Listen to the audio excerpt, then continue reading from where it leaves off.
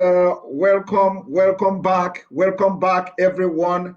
As you all have seen, we are being under attack, and finally we are back. As we are going to wait for our viewers to join back, we are going to go on commercial, which is very, very important. This commercial will take just 2 minutes before we start. We apologize because, when it comes to tech, anything can happen. When the enemies are angry and they are not happy with the progress that is being made on Biafra restoration, you see what is going on now will be going on. But we are very resolute. Giving up is never in our dictionary, and we are going to continue. And on this note, just 1 minute, 40-something second commercial, and we are back. Don't go away, please.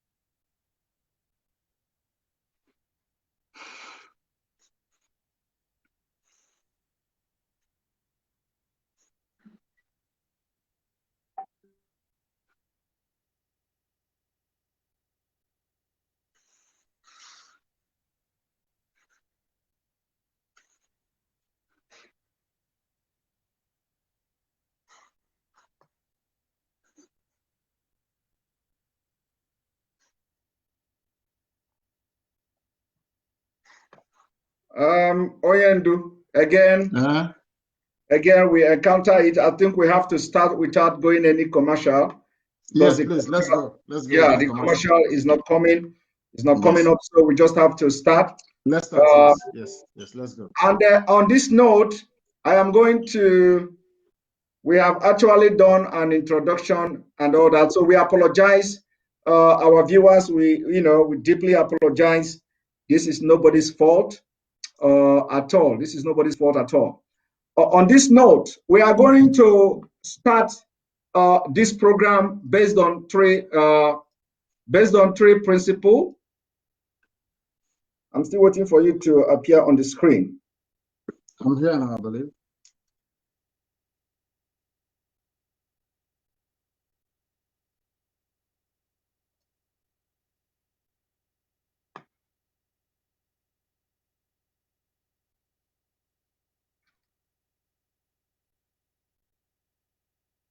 Yes, so we are starting based on three principles. The first principle is the freedom of speech. We are going to visit, what the freedom of speech says, especially most of the international laws about the freedom of speech. And then after that, we go to the state formation, what is being recognized as state. What is the statehood when people, a group of indigenous people or people of same ethnic group are agitating or wanting the freedom or independent or sovereignty state. We are going to go very briefly on that, and then the third one will be on the international standard. The international standard of freedom of first, the international standard of freedom of expression. Two is what the IPOB has filed in 2016 to the International Criminal Court. This communication was done in 2016 by Professor Goran Slota and Andrew Lunazi. You are very, very conversant with that. And then after that, we start the program. Why are we doing this? Why do we have to make references to these three issues I've mentioned here? Is because a lot of people will say that, okay, what you have to do it this way, you have to do it that way, wait for international community to intervene and all that. But we want to tell them this evening that all these things they are saying IPOB under your leadership has done even more than expected, and there is nothing to show for it anywhere today. You have written to International Criminal Court. You have hired some of the best lobbyists all over the world. You have done all this, and today we are going to show it to the public for the very first time, the application filed to the ICC in 2016. I know you'll be very surprised that I'm talking. Are you hearing me? Loud and clear, Simon. I'm hearing you. Please. So I'm going to pull the application IPOB under your leadership filed to the International Criminal Court in 2016. Yes. We are only going to read because it is about 93 pages. So when people are talking, they are saying something they know nothing about. They don't know how far you have gone with the IPOB, especially to get justice for what the Nigerian government has done to our people. So today I am going to release only one tip of the iceberg, and I'm doing it for the very first time on this program.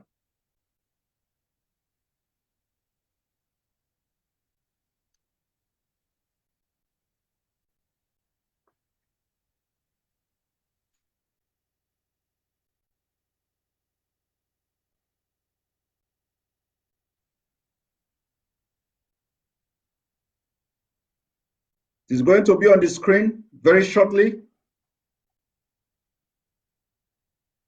because this program is going to be completely different than what normal what we have been doing all this while. Is going to be completely different.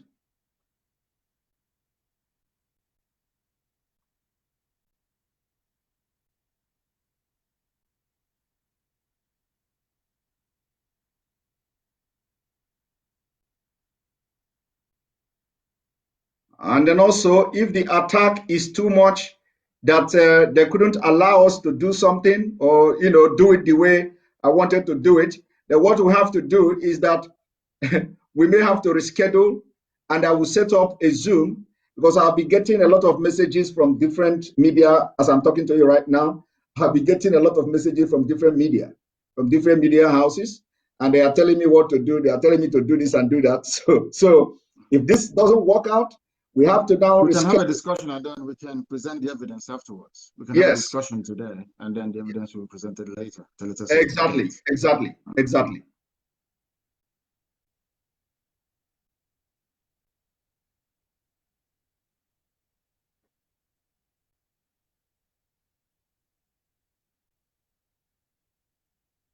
But I do thank the viewers and listeners for their patience. They've been patiently waiting, and I can see that the numbers are back up again to where it was before we were rudely interrupted. But we must proceed. We must proceed. Yes.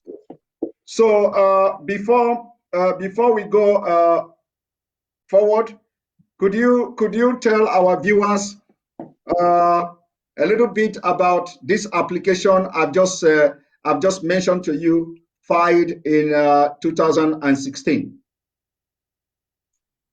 In 2016, our lawyers, should I say our attorneys in Europe, approached the ICC to make or to present a very compelling case about the human rights abuses being perpetrated by the Nigerian government against the people of Biafra. As you well know, Goran did a very wonderful work. That was in 2016. Also in 2017, additional work was done by our lawyers here in the United States of America. In 2018, additional work was done by our lawyers back home. In 2019, we hired one of the top human rights lawyers in the world to litigate this very matter before the ICC against the Nigerian government. In that same 2019, and as you said, I believe for the very first time, I'm providing clarity on this very matter, I went to the ICC myself. I was deposed. I told them exactly what was happening. They said we shouldn't discuss it when we go outside, and we've been waiting since 2019. We're in 2021. And instead of doing something about the, should I say, the very relentless pursuit of the Biafran people,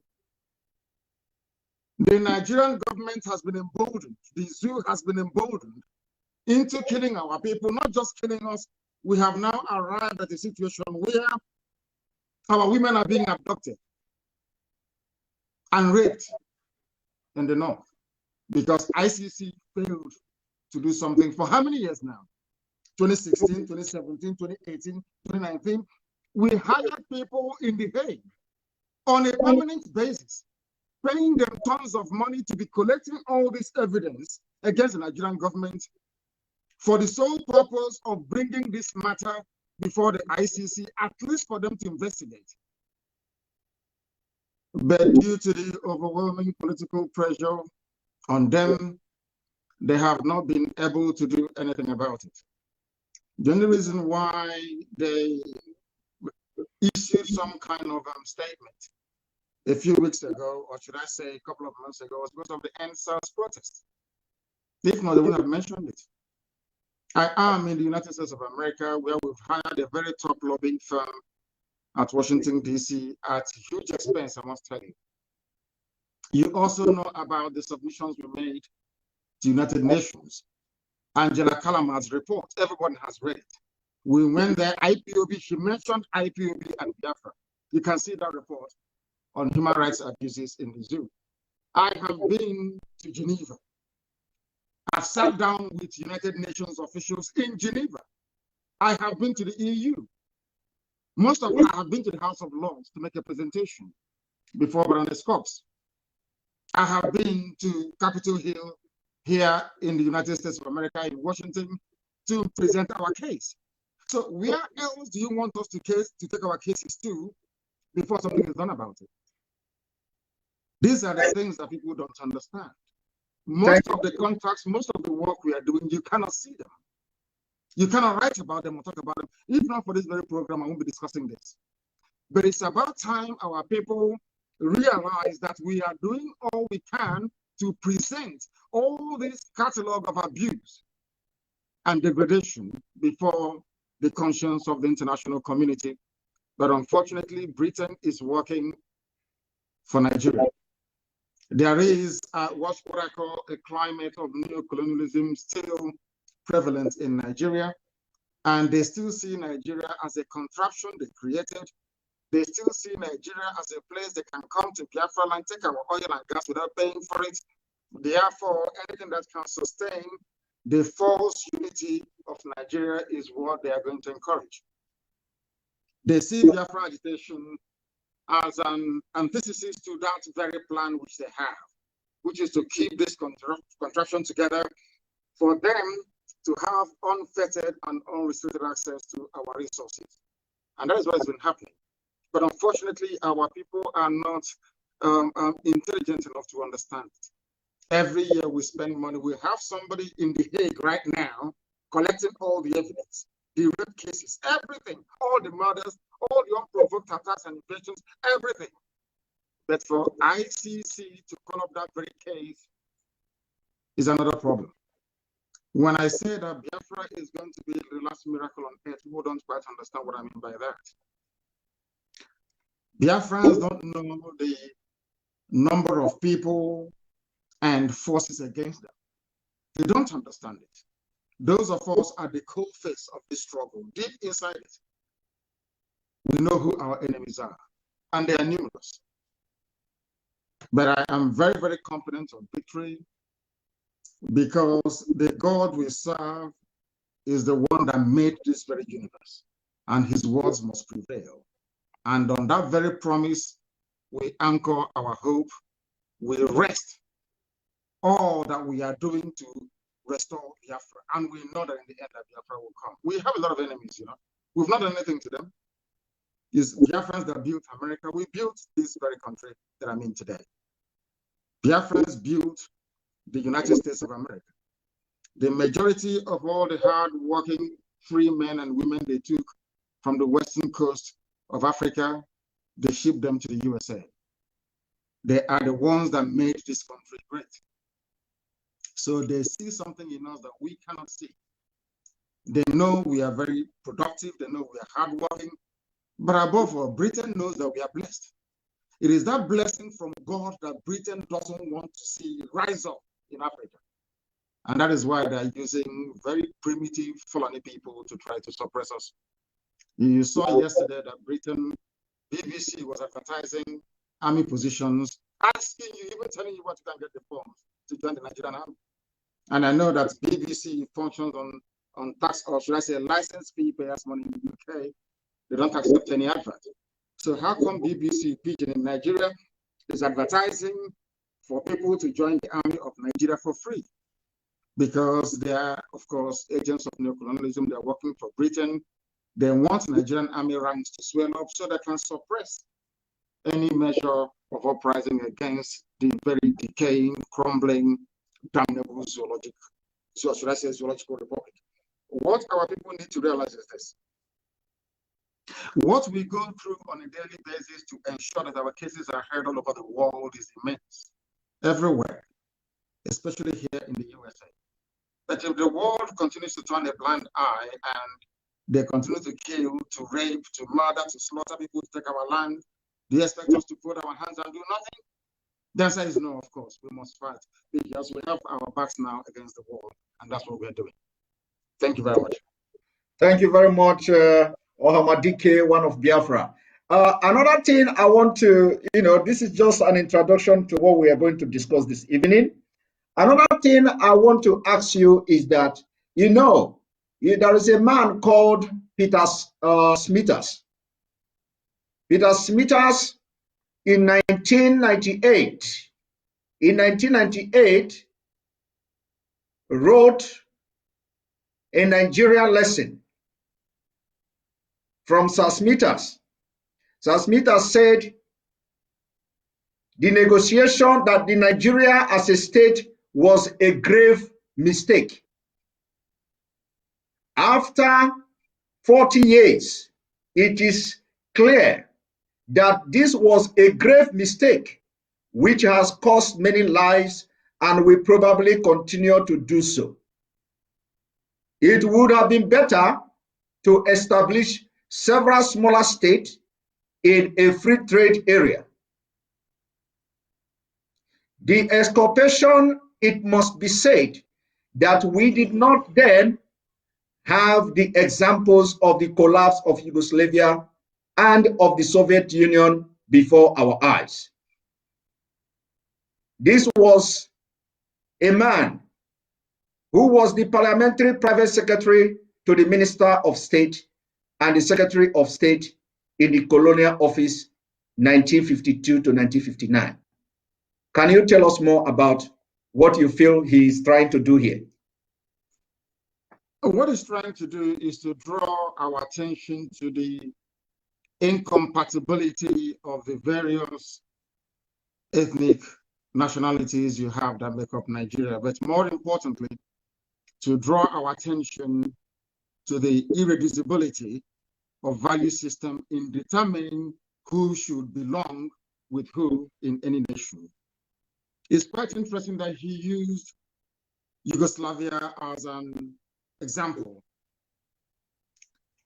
The funniest thing that people don't understand about Yugoslavia is that they are all one Slavic people. They are all Slavic people, as you have with Russia and Bulgaria and all the rest of it. They're all Slavic people. They are one people, one race. They are predominantly Christians. Of course, you have in Bosnia and Herzegovina, during the march of Islam into Europe, that a few of them became Muslims, as you have in some parts of Kosovo and also in Albania. What I am trying to point out is this: these people who are one race, predominantly one religion, cannot live together in a country called Yugoslavia. How about people who are from Senegambia and goodness knows where else? Not the same language, not the same religion, not the same traditions, not the same culture, absolutely nothing. How can you make these people become one nation? Is not possible. That is something we've talked about before, that most Africans don't seem to pay much attention to. We are tribal animals by nature. Africans are tribal by nature. That is why every Christmas, every New Year festival, every August, we travel back to the village. Even if you live in Kaduna, somebody will ask you, where are you from? You say, I'm from Ihioma. Because that is where your ancestors come from. In Africa, we come from where our ancestors come from. But white Europeans can travel to Australia and they're comfortable. They're from Australia. They can travel to New Zealand. They're from New Zealand. They're okay with it.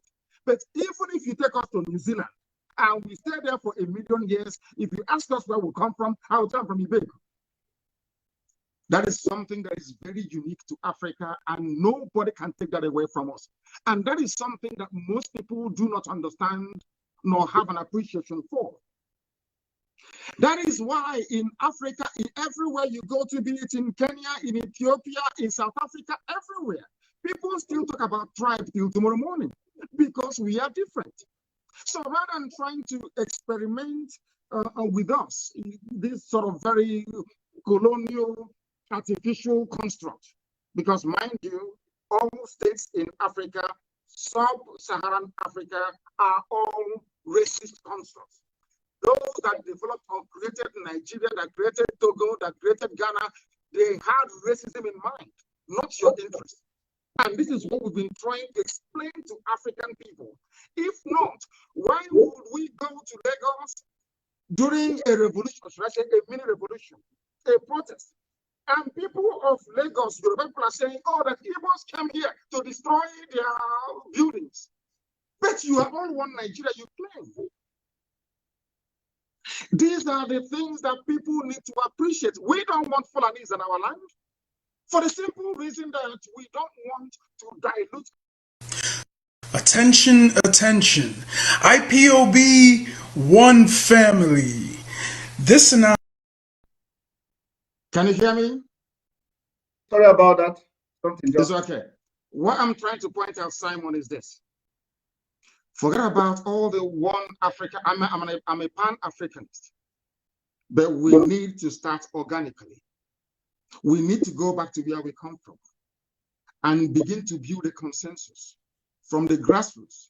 When Biafra want to join Oduduwa in forming a nation, we look at all the pros and cons and then reconcile all these things, and then we move together as one. Look at Britain that gave Nigeria, so that colonized and still owns Nigeria till tomorrow morning. Scotland wants to be on their own. Wales will be on their own very soon. Northern Ireland will live to be on their own. That is human nature. You cannot take it away from us. The only reason why they have Nigeria together the way it is, and why we have been complaining, and why authors and great commentators like the man you alluded to has not gotten any traction in terms of people being able to understand and appreciate what he's saying, is because of the way we reason. I say this all the time. Professor Wole Soyinka, a great literary giant, I would say, came out the other day to say that he is fed up, there is war on his doorstep. He knows very well, as an intellectual, so to speak, that the reason why the war is on his doorstep is because Nigeria is flawed. If Oduduwa were to be on their own, do you think somebody will go to, any cow will go to Soyinka's farm to eat the cabbage or the carrots? It won't happen. These are things that we need to understand, that first and foremost, we are tribal animals because life as we know it started in Africa. We are attached to the land we come from. That is who we are. Because the white man can be born in England and come to America to settle for life and say he or she is an American, doesn't mean we have to follow them. Thank you. Thank you, Onyendu. Now let us now go from the fundamental in the sense that, you know, when people are hearing that we are agitating for Biafra, we want Biafra, some of them in the West, we say the political elite are not shouting Biafra, that they are only those who are in diaspora, you know, like civilized ones are the ones shouting for Biafra. And this is a fact a lot of people don't know. When you look at it, you find out that 99% of people in Biafra are shouting Biafra. 99% of Biafrans in Nigeria are shouting for Biafra. Only 1%, not even up to 1% of this so-called elite. These are the politicians that have benefited from Nigeria. Now, I want us to look at how will disintegrated Nigeria favor the region before we come into the crisis and the lives that have been lost as a result of trying to keep one Nigeria. Can you tell us, how do you think that a disintegrated Nigeria will favor the Fulani themselves, the Hausa themselves, the Middle Belt, the Oduduwas, the Biafrans, and any other nation that will want to come out of Nigeria? Explain to us. Let us hear. Before I came on air on this your fantastic program today, I read a very brilliant piece, or should I say a comment by somebody. The person said that Nigeria is the only place he knows where yesterday is better than today. Ask yourself, at which point in Nigeria's history did they record the highest level of human development? It was when they were on their own, when they were semi-autonomous regions. So there is an already made example there for people to reference, should they wish to do so. It was when this unitary mindset came into existence that things started to fall apart. So if when you were on your own, the North was doing very well, or the West was doing very well, Opera had the fastest growing economy in the world at nearly 48% every year. Awolowo did his magic in the West. Now tell me, you have a simple example. When people were, should I say, semi-autonomous, or should I say autonomous, so to speak, they were doing very well. Now you are together in one Nigeria. Everything is falling apart to the extent that people are coming from Mali, from Senegambia, from Niger, from Chad, in your backyard, raping and killing you. It's a no-brainer. It's simple common sense. As I said before, that is who we are. Because once you allow an element of stress, an infusion of competition, you get the best out of the people. Right now, we do not have that. Right now, there is no competition. Right now, this thing about one Nigeria, unity is stifling the creative potentials in us, all of us. Yoruba is not doing well. Biafra is not doing well. Middle Belt is not doing well. The North is not doing well. Nobody is doing well. Then you ask yourself, all these glorious reference to our past, what period was it? The only period was between 1960 to 1965. And then you had regions. Who can argue with that? So the more you separate, the more you look inwards, the more you look at yourself, the more you become self-reliant, the more you, do you know that in those days, all the regions that they had embassies abroad? Do you know that? Do you know Eastern region had their own embassies abroad with their flag? Are you aware of that? Most people don't know this. And that was the time that Nigeria witnessed a semblance of growth in terms of human development. Now you have a very, should I say, disgraceful contraption called one Nigeria. And everybody is struggling. Cows are making your lives a misery. If you don't know that going back to autonomy is the best way forward, then there is something wrong with that person. Onyedu, thank you very much. Just because you know everything we do in Biafra, we stand by the truth. We do everything with evidence and fact. Just to back up what you have just said, I told you about 93 pages of application filed to the ICC. Barely few years of formation of IPOB, because this was in 2016. Barely 2 years. The foundation of Nigeria were shaken by the formation of IPOB and the activity of the IPOB in Nigeria. So on that ground, this application was filed in 2016 January. So I am bringing it to the screen now for people to see. For those who are asking, this is number one. The application has been filed 2016, 2017, 2018, 2019, and this is 2021. And there is nothing to show for it. And there is a place I'm going. I'm going somewhere with this statement I'm making now, which we are going to discuss, later on in this program. Now, when you read the introduction here, it says, one, this communication is hereby filed to the Office of the Prosecutor, the OTP of the International Criminal Court, the ICC, pursuant to Article 15 of the Rome Statute, the statute, by Professor Goran Slota and Andrew, on behalf of the indigenous people of Biafra, a movement dedicated to self-determination of a former republic of Biafra in southeastern Nigeria, as well as on behalf of 17 individual citizens of Nigeria, the victims collectively, with the IPOB, the petitioner. Two, the petitioners submit that, based on the information set out herein, there is reason to believe that crimes against humanity within the jurisdiction of the ICC, in particular, murder, unlawful imprisonment, torture, enforcements, disappearance, other inhuman acts, and persecution have been committed in the context of politically and ethnically motivated state violence against primarily IPOB members and the Igbo people of southeastern Nigeria. Due to the absence of domestic criminal proceedings, with respect to those potentially bearing the greatest responsibility for these crimes, in particular, but not limited to Nigeria current President Muhammad Buhari, and that was then, and in the light of the gravity of the act committed. Now, this is 93 pages, 93 good pages. The list can go on and go on. Factual evidences, citations, references, up to 93 good pages.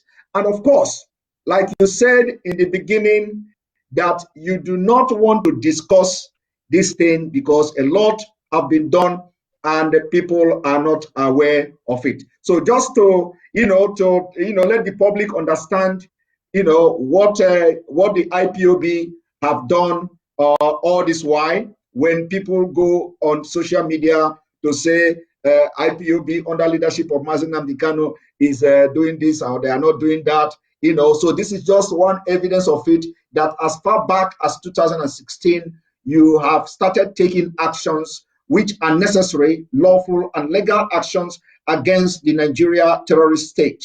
But up to now, nothing is happening. But I'm still going to come back to why I am showing this thing, because the actions of today is as a result of the failure of the international community to heed to the call of the Biafra people, of which you have done honorably well in that aspect. So this is just a side comment on what you have said before. Now, going to what you've just said about how Nigeria, how it will benefit the other region and the component that makes up Nigeria, how it will benefit them when Nigeria is disintegrated.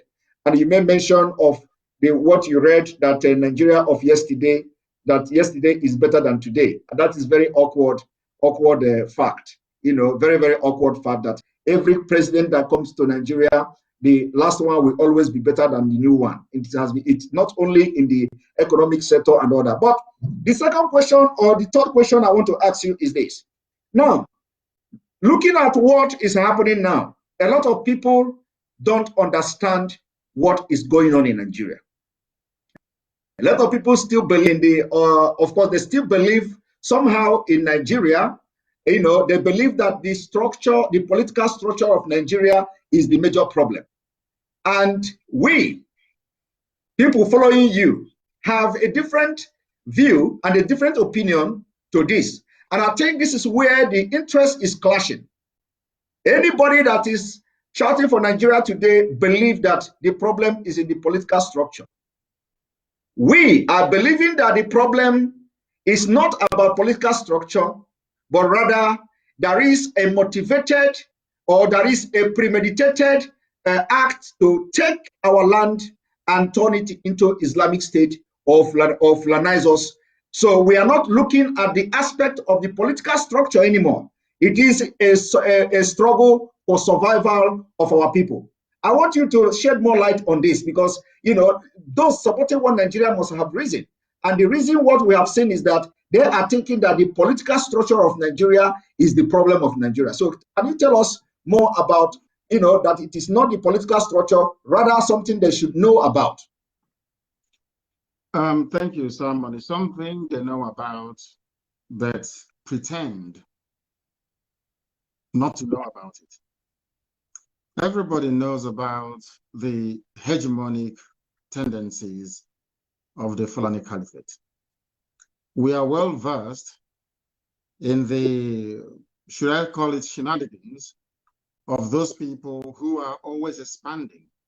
There was a lecture that I gave that the Fulanis are the only people that continues to expand.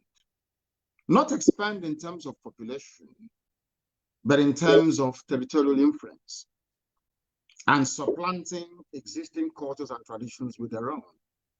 When we say this, people say, "Oh, you're warmongering, you're profiling, and it is hate and all the rest of it." And I say it is pure nonsense. Look at the history of the Hausa people. Those of you that want one Nigeria, look at what is happening today in Kanem Borno, the place we call Borno State.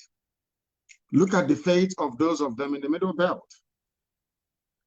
Look at the fate of those of them, our brothers and sisters in Yoruba land, Yoruba. Even the Caliphate left their footprints there many, many years ago in Kwara State. Many years ago, they overran Nupe people of Niger State.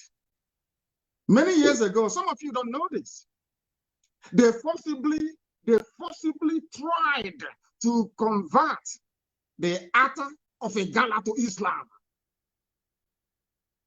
These things are there in our history books. They are everywhere.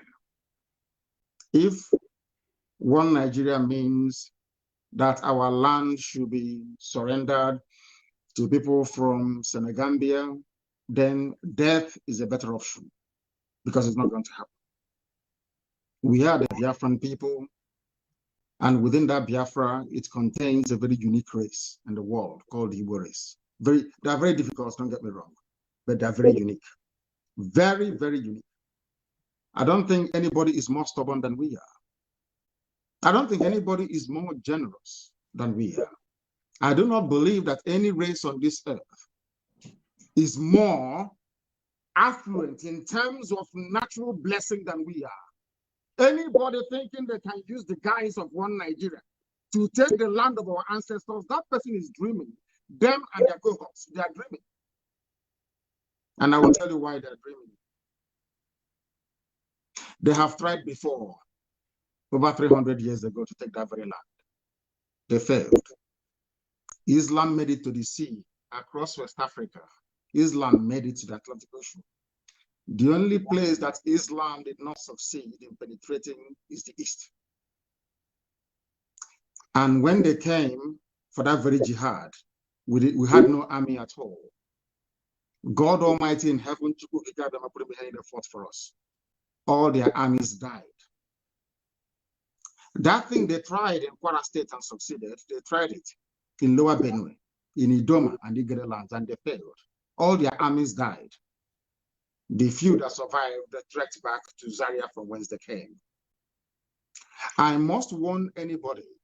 All of these people agitating or saying, "Oh, we want one Nigeria," you are setting up yourselves to fail. You are as foolish as Hausa peasants. Hausa peasants did the same thing you're doing. Oh, allow them, give them land, give them cattle. By the time they woke up, all their kings were dead. Hausa kingdoms became Fulani Emirates. You have Hausa governors, you have Fulani governors. Telling you we are Hausa Fulani, we are Hausa Fulani. And I keep asking myself, why is it that people don't see all these things? Is it because, of course, that is why we call them a zoo, because they're very foolish. Without apologies to anyone. Because if you are not foolish, history is there for you to reference. These people asking you for land, asking you for rule and maintain peace. Let's stay in one Nigeria. What are their antecedents? What have they done in the past? Because where we come from, from their behavior in the past, you now know if you can trust them or not. But it's Britain that is behind the scenes, remoting everything that's happening in this room. I am a British citizen. I hold a British passport. I know there are good men and women in England. It is a land of conscience. It was English people that left Southampton to come to America to build America, the land of the free. English people, yes. They traveled on a ship called Mary Rose. They landed at a place called New England. Conscientious, honorable, God-fearing people. They were the ones that helped slaves to escape from the south to the north. English people. But there is a breed we have now. Blood-sucking demons. Their job is to hold Africa down, to hold a black person down. And how are they doing it? They don't want you to tamper with any of their creations in Africa, all these idiotic states, all these artificial boundaries they gave us in Africa. No, because that is the beginning of the chain that is holding us down, and they know it. And the question is, who is a Nigerian? And I will ask you a simple, I want you to contemplate something, Simon, for me. Go on. If I ask you now to go and prepare a Nigerian dish for me, what are you going to present? Because if you bring a wedu soup, somebody from the East will tell you that is not their food. They're not even eat it. If you bring afang or a dikaifong, somebody from Kano State will tell you that is not our food. If you bring tuwo, is it tuwo shinkafi or whatever they call it, somebody from the Middle Belt will say that is not our food. Ordinary food, there is no commonality. Is it the way they dress?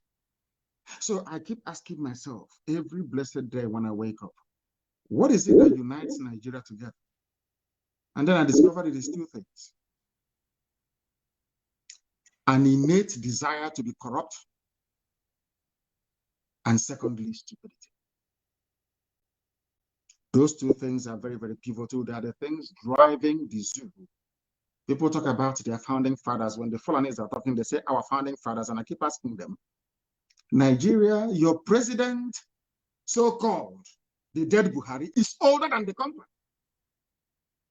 And where else in the world do you have a head of state that is actually older than the country in the 21st century? So tell me one place. Only in Africa. Because they came to Africa and they built all these contraptions, and now in our idiocy and stupidity as Black people, we accepted it. As I keep asking all the time, can you go to Europe to build a country for them? They will hang you that same day. If you cannot do the same thing in Europe that Europeans did in Africa, then why are you accepting it? Why are you accepting it? The key thing here is the way we reason. That is the problem with the Black man, how we reason.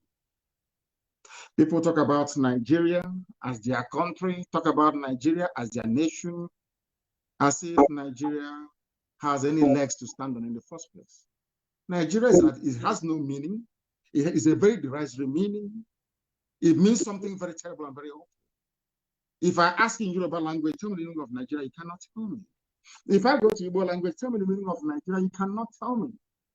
But I know the meaning of England. It's the land of the English people. I know the meaning of France, or is the land of the French people.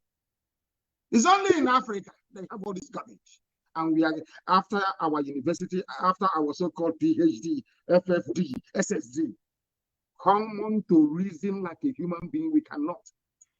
Those are the things we are fighting. And those are the things that our detractors are very, very uncomfortable with.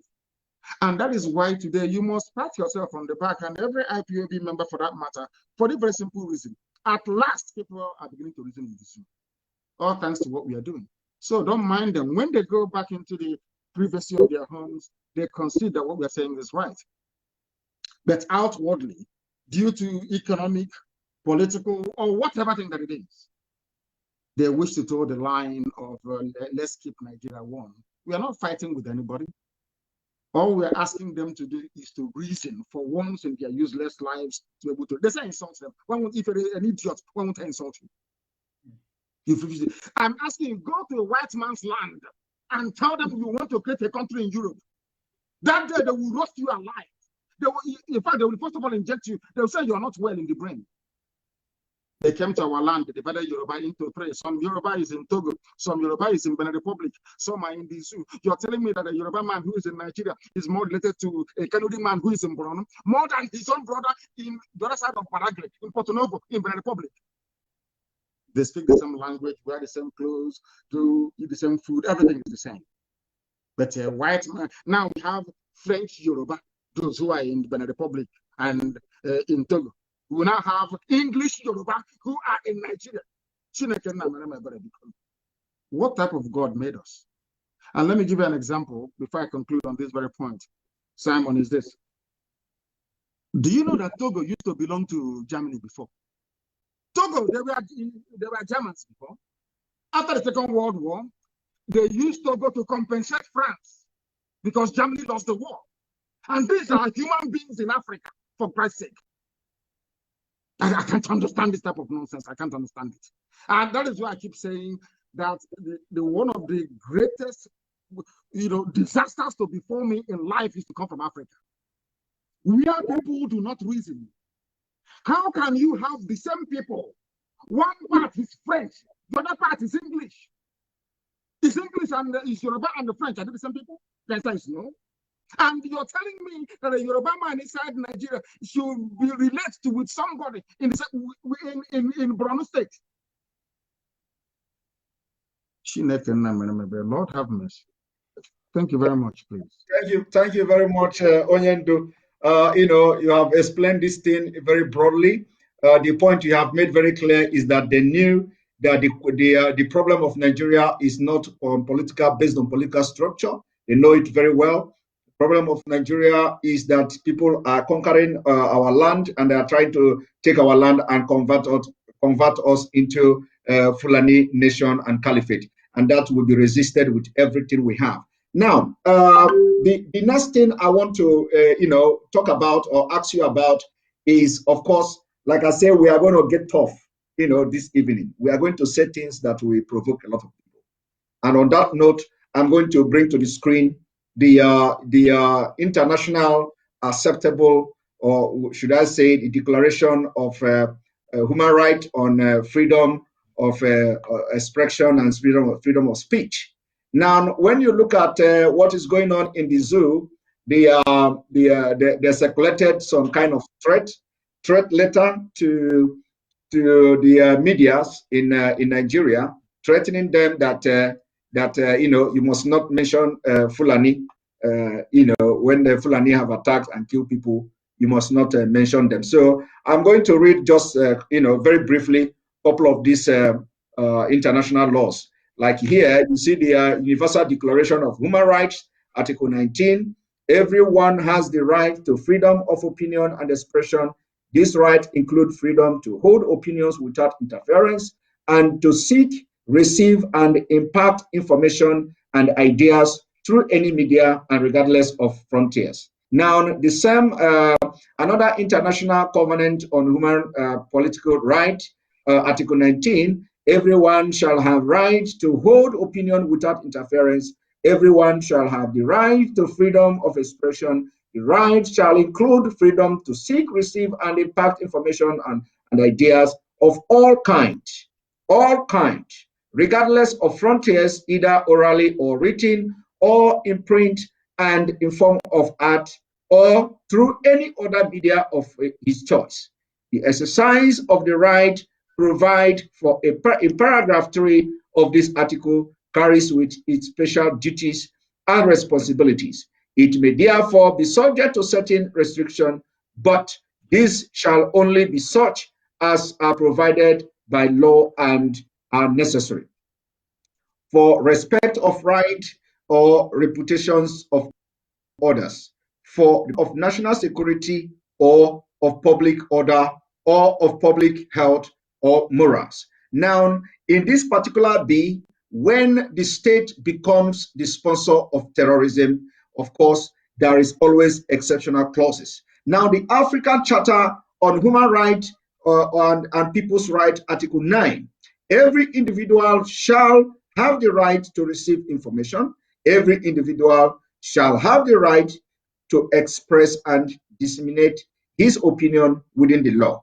The resolution 169 on repealing criminal defamation law in Africa by the Africa Commission on Human Rights and People's Rights, 24 December 2010, underlined that criminal defamation laws constitute a serious interference with freedom of expression and impede on the role of the media as a watchdog, preventing journalists and media practitioners to practice their profession without fear and in good faith. Automatically, this failed in the Zoo Republic of Nigeria, commending state parties to the African Charter parties that do not have or have completely repealed insult and criminal defamation laws. Call on state parties to repeal criminal defamation. Of course, this is directly talking to Nigeria. Now, while I'm reading this, let us go to the European Convention as well, of Protection of Human Rights and Fundamental Rights. If something is saying everyone has the right of freedom of expression, this right shall include freedom to hold opinions and receive and impart information and ideas without interference and all that. Then the American Convention of Human Rights, Article 13, is saying the same thing.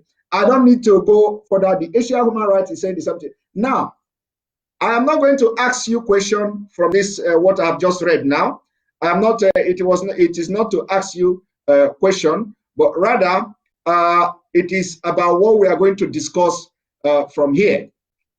Now, looking at the Nigeria state today, you see that when it comes to international law, we have what we call the state-sponsored terrorism. We have state actor, non-state actors. Now you have in Nigeria who have been internationally recognized by different nations, by many nations, as aiding, abetting, and supporting ethnic cleansing, supporting terrorism by their action, inaction, body language, policies, and name them.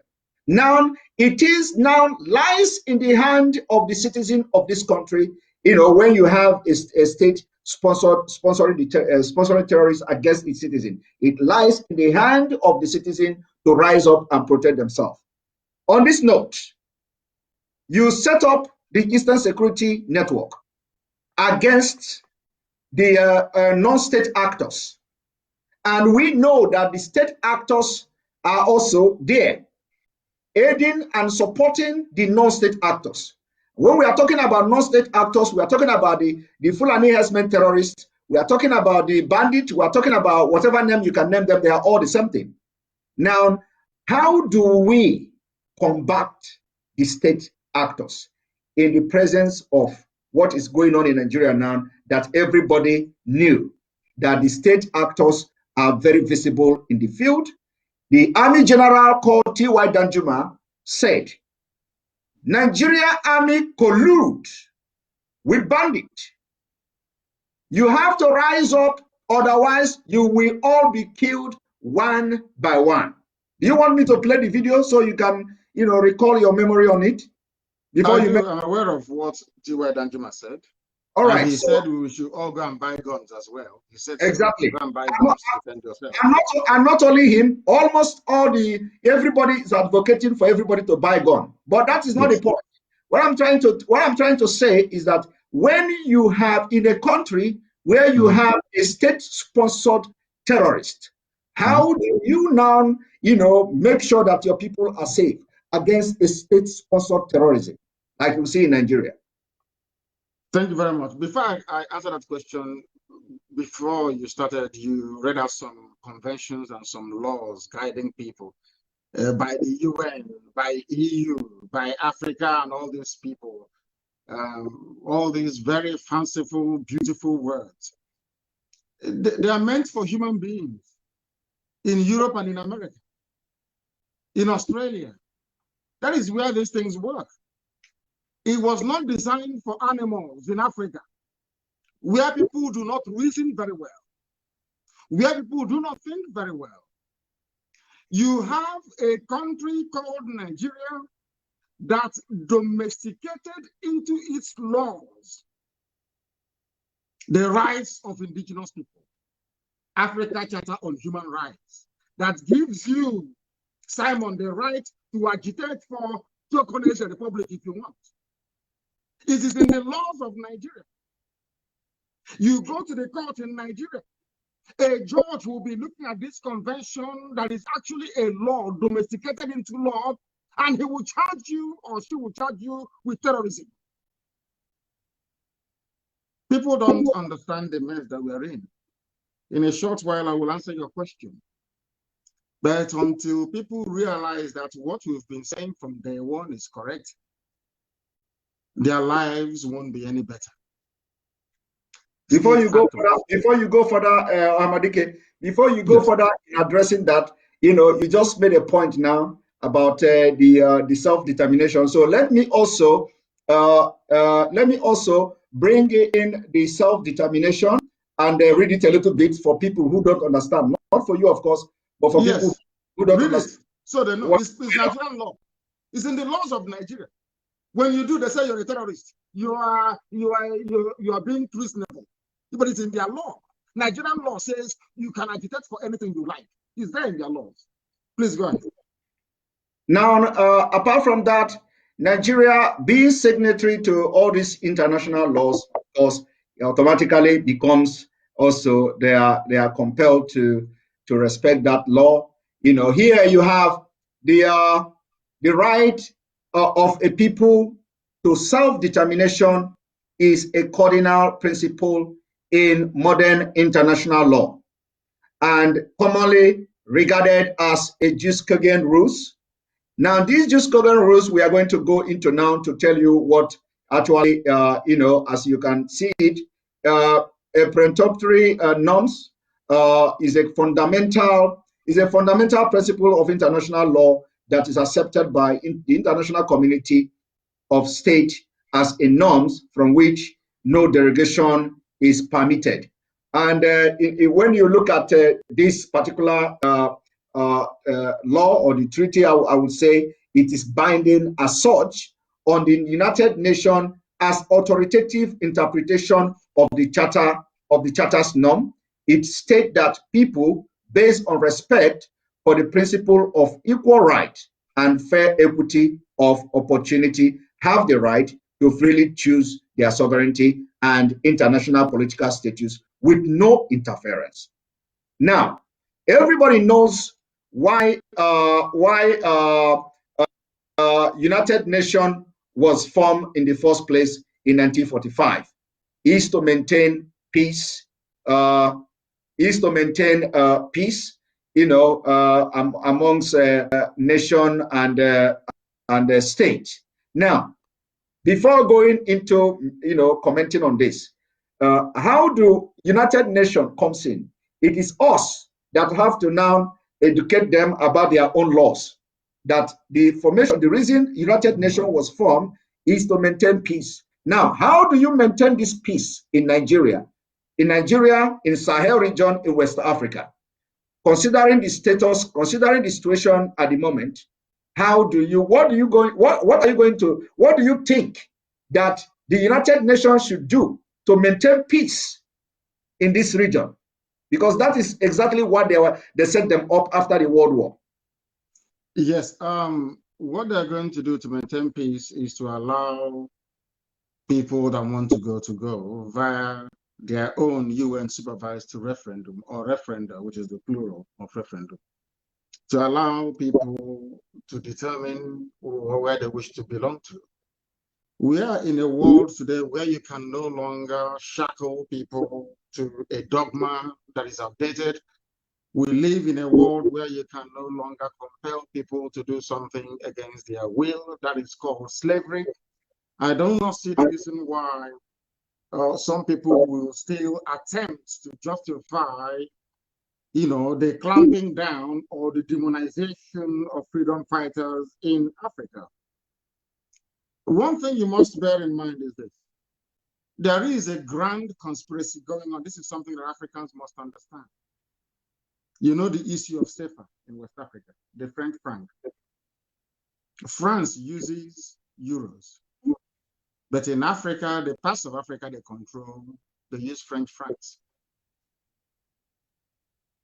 The money that these people use, the currency, the paper currency itself, they mint it in Paris somewhere, and they bring it to Africa. France is a country that I love very much. They supported BIAFRA, as a matter of fact. I care about them. The problem in Africa, unfortunately, are we Africans. You don't expect these people to come down to solve anything for you. It's for you to solve it yourself. I remember I went to a very influential diplomat's office in Brussels, at the EU. I went to his office, and we presented our case about how they're killing us and everything, and that we are peaceful and everything. The man said, any day you people are serious, we will know. Do you understand the meaning of that? Any day you're serious, we will know. How can somebody come to your backyard, rape your mother, kill your sister? You're going to UN to go and complain to them. UN will say you're stupid. Don't you know what to do? It's only by repelling these demonic forces that the world cannot come in and say what is happening. If there is no war in Nigeria, UN will not talk. If there is no war in Nigeria, CNN will not cover it. If there is no war in Nigeria, there will be no emergency debate at the House of Commons. Never. At a time in your life, you have to say enough is enough. What we are asking for is defined in law, and the law protects it. It's called jus cogens, which means in Latin, nobody can deviate from this. Nobody can. It is a fundamental right to agitate for your freedom. It's your fundamental right to do what IPOB is doing. No court, nobody can derogate from it. That is international law, which the zoo signed up to. But we are there every day deceiving ourselves. Let's go to court. We caught terrorists in our, what's their crime? Oh, they belong to IPOB. And you have a journalist, a Yoruba journalist that went to university condoning such evil. We are in Africa. We are conscientious, or people who should be conscientious, condone evil because of one consideration or the other. And I give it to white. Sometimes I say they say I am promoting white supremacy. No, I'm not. I am just being very factual. That is one thing that white people have that we Africans do not have. When you make a law, you keep that law. That is why that statue of woman you see all the time that is black, people don't know the meaning of it. You go to court, you see a woman with sword. On the left hand is maybe Holy Bible, I don't know, Holy Quran. And you see that they covered her eyes. Go and check every law court. Do you know what it means? That the law is blind. So even you, as a judge or magistrate interpreting the law, you don't look at the ethnicity of those who are involved. You don't consider if they are rich or poor. You just interpret the law the way you see it. The law says that what IPOB is doing is correct.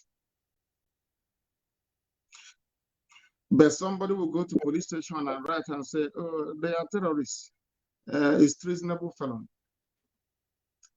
Therefore, what is happening to us is coming from us, not from white people, not from anybody else. After all, the way that Britain is meddling into the zoo today called Nigeria is because we allowed it to happen. They're allowing it because Fulani is benefiting from it. Typical black people. And I must remind you that white people came to Africa. The Portuguese, the Spanish, the French, the British, the Germans, the Belgians, they came to Africa. The conquering army, the European conquering army that took over the whole of Africa, we are not Europeans, they were Africans. They come into Africa and they use Africans to conquer Africans. It hasn't left us till today. And these are the things that we are fighting. That is why I keep saying that the best thing that IPOB could do for Black people is to change the way they reason.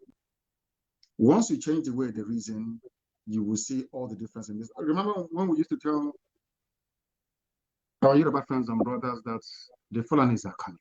Nobody believed us. They mocked us, they ridiculed us. They said, even today, if you watch Channels television, mostly Yoruba journalists in Channels television, they are making the exact same mistakes that allowed the Fulanis to come this far. They never rose up to condemn them. They never interrogated this Janjaweedism, this march of the Fulani.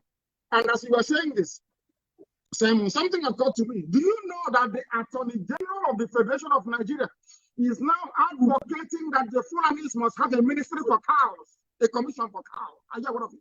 It's in Vanguard newspaper. And you're all in one Nigeria. 21st century, and you're discussing the movement of cows. There is no justification whatsoever. We are in the mess we are in today because we allowed it to happen. Any day we rise up and say enough is enough, the world will take notice. That's what we are doing. You asked about ESN. Why would ESN come? The first rule in nature is self-defense. It is so common. It is called tort law, T-O-R-T, tort law. Which means that even a mad person knows about it. You don't need to go to court to justify yourself. You come to my land, you kill my mother, you rape my sister, you cut them into pieces, and then you go. When I confront you, you tell me you want Ruga. You want Fulani in every state in Nigeria. Who told you that? If you're going to give this preferential treatment to cattle raiders, then why not motor spare parts dealers all over the country? Why don't you give them land and give them loans? People see the truth in the zoo and they keep meandering, they keep hiding from it. After all these years, look at the likes of Modo. After messing up for years, now his eyes have suddenly opened. They now know that what IPOB has been saying is right. That's the thing with our people. No single apology to any idiot, wherever they may be in the world. I'm in America, I don't give a damn. No apology to any idiot anywhere they are. ESN has come to stay. We are going to die there, all of us. Let them bring that their nonsense to our land and we'll teach them a lesson. They can do that always in Yoruba land. We take their land and bring it, we'll die there immediately. So they can see with their 2 eyes. Hausa may have fallen for them very cheaply and easily. Gwagi or Gwari people may have fallen for them. Nupe may have fallen for them. Egala, some parts of it may have fallen for them. But you see the land of Biafra. We will not surrender Biafra, never, ever, ever. There will be no Ruga, no cattle movement of any sort, none whatsoever. They can bring all the families they like, they cannot settle in Biafra land. They can settle elsewhere, but not in our land. ESN has come to stay without apologies to any idiot, to any fool. We don't apologize to any idiot. Did you see the lady that was caught up in? They raped her and they cut her into pieces. Did you see it? Did you see our mothers being raped in Enugu? It's all over the place. They came to Nim, but they massacred our people. All we did was to cry, to write on Facebook, oh, please sign here. We want to petition the House of Commons. They kill us until we sign here. After signing, what happened? Our cases are there everywhere in the world. If you ask them, they say, no, we don't want Nigeria to break. No, we don't want. But America broke from British Empire. Canada is a free nation. Is that not correct? Under British influence before. Now you're telling me to do the same thing that you did to make America great. You're saying that I cannot do it because you're white and I'm black. God punish the idiot. God punish the bastard. I'm saying it openly. What you did in America to make America great, what you did in Australia to make Australia great, what the French people did because I'm a black man, you're telling me I have to give my land to a bunch of reprobates from the Sahel to rear their cattle in my village because I'm a Nigerian. God punish the idiot. Oyendu, that is why we are backing every of your action and every of your decision. You know, we are going to make sure that we take a decisive measures and action, whether it is going to bring the international community or whether they will still write our story like we are writing their own story. It is something that we have to see. And because of what you just said now, there is, if you permit me, I will play just one video that is very, very important of our brother, that also shed more light on what you just said now, making America great again, or making your people great, and you don't allow us to do our own. That is something that we have to talk about often. You cannot come and tell us not to do anything on our own, but in your own country, you want to do everything and make it the way you want. So let us play this video for our viewers to see. Very, very important. Very, very important. One moment.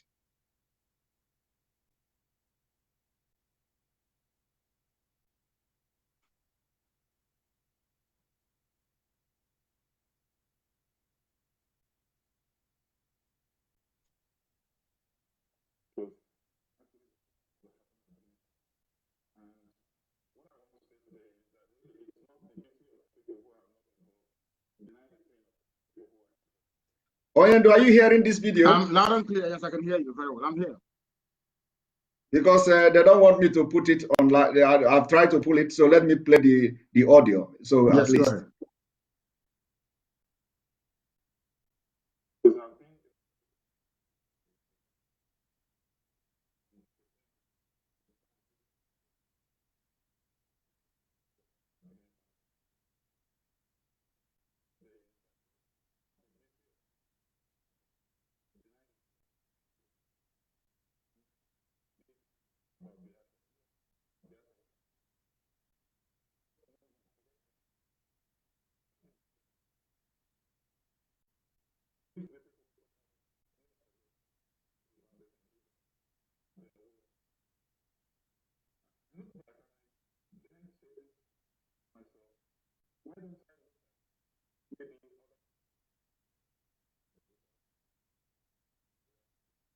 Simon, are you there? Can you hear me?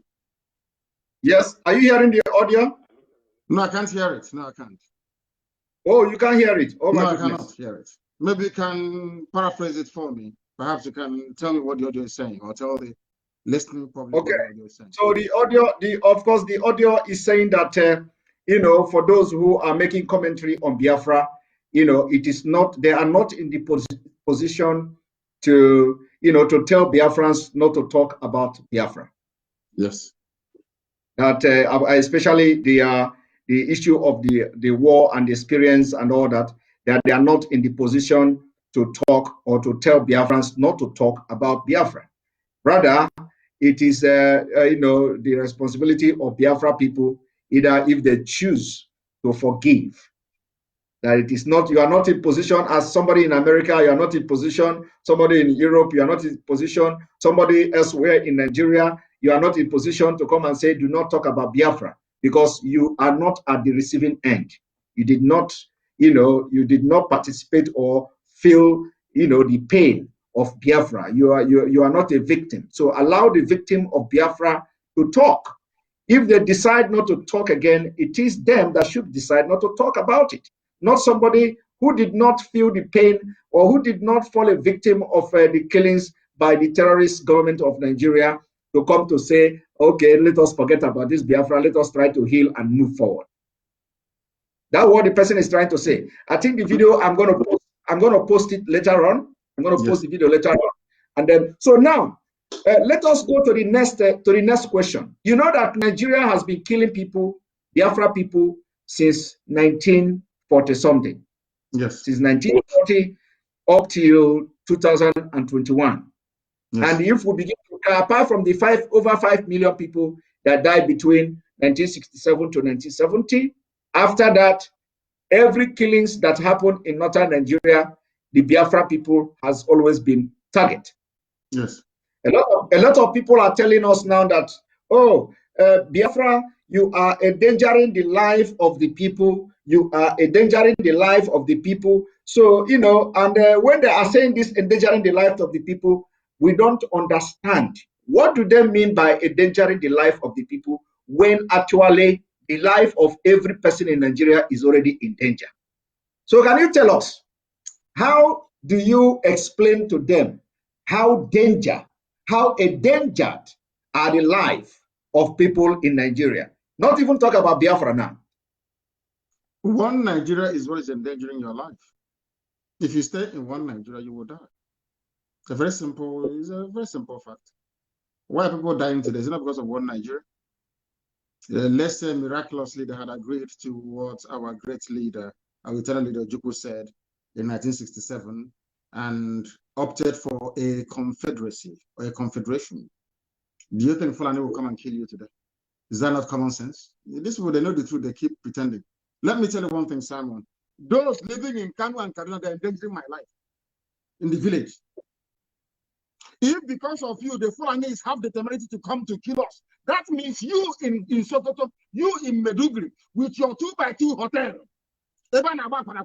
because of that, you want to endanger my entire village. You are the danger to me, not me to you. Let me tell you one thing.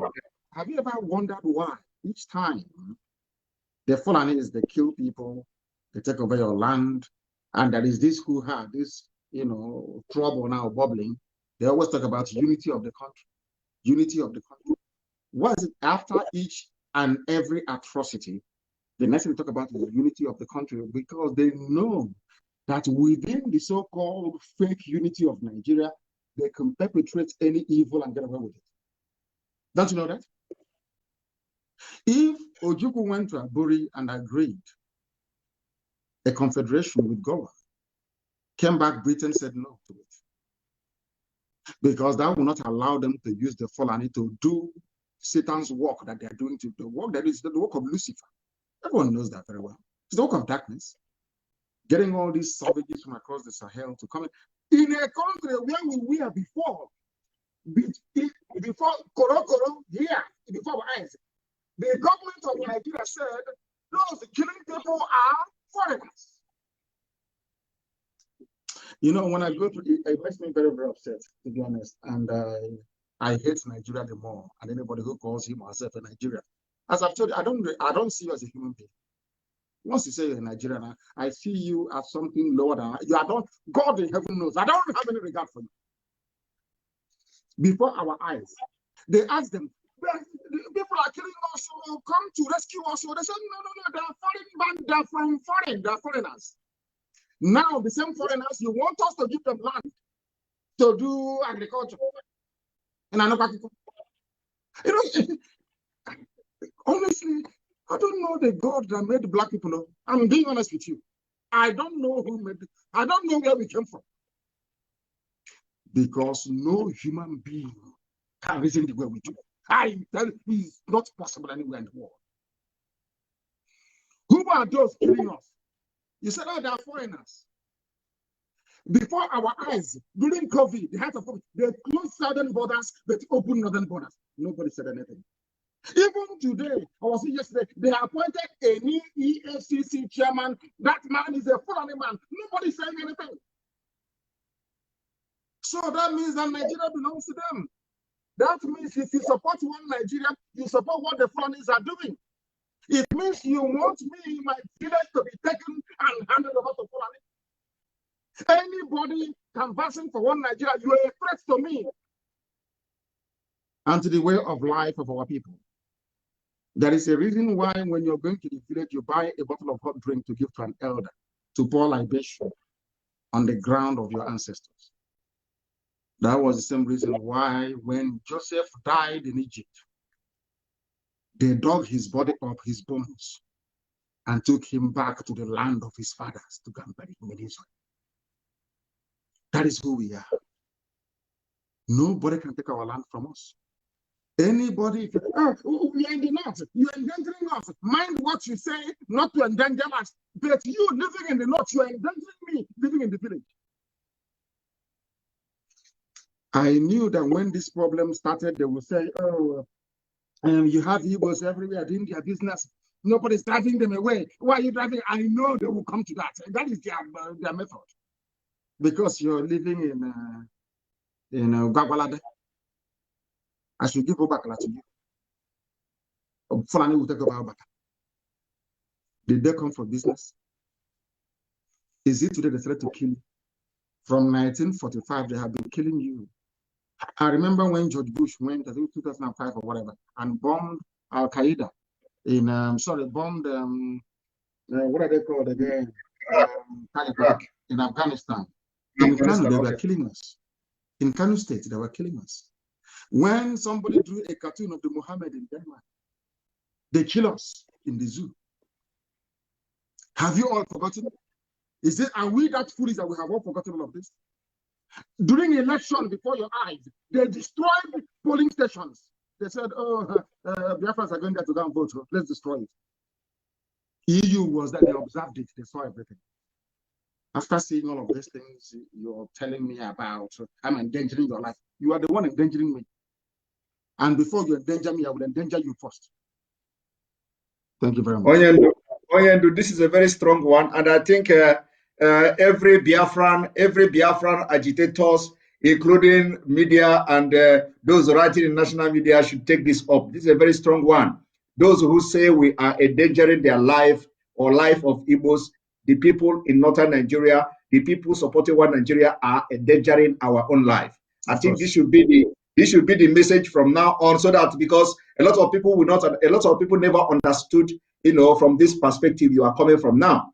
Because when you continue to push for one Nigeria, you continue to endanger the life of others, especially those who do not want to be part of Nigeria. And those people who do not want to be part of Nigeria are much in number than those who want to stay in Nigeria, which is just 1% of, if not up to 1% of them. So this message should be spread. We have to continue. Now, another thing is that when you listen to the Inspector General of Police, you just mentioned about the EFCC, a Fulani, and nobody is talking about it. When you look at the Inspector General of Police declaring what they call a POF, whatever, they have all these fine names they give to their operation and all that. He came to declare one operation POF, or what he called it, that they are going to, deploy people to northern Nigeria where the trouble zone and all that. And you know that the people going there are our own people from the south. And you know that he have just 3 months left. And in these 3 months, we know that this 3 months is going to be the most deadliest 3 months in Nigeria.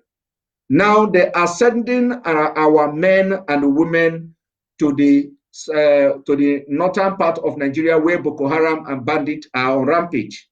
And the idea is to go and slaughter them there. Because the thing that the military could not do is not somebody that went to police training that will go and quench the fire. Now, what do you have, even though we have been advising our people to quit? I don't know whether you have watched that video.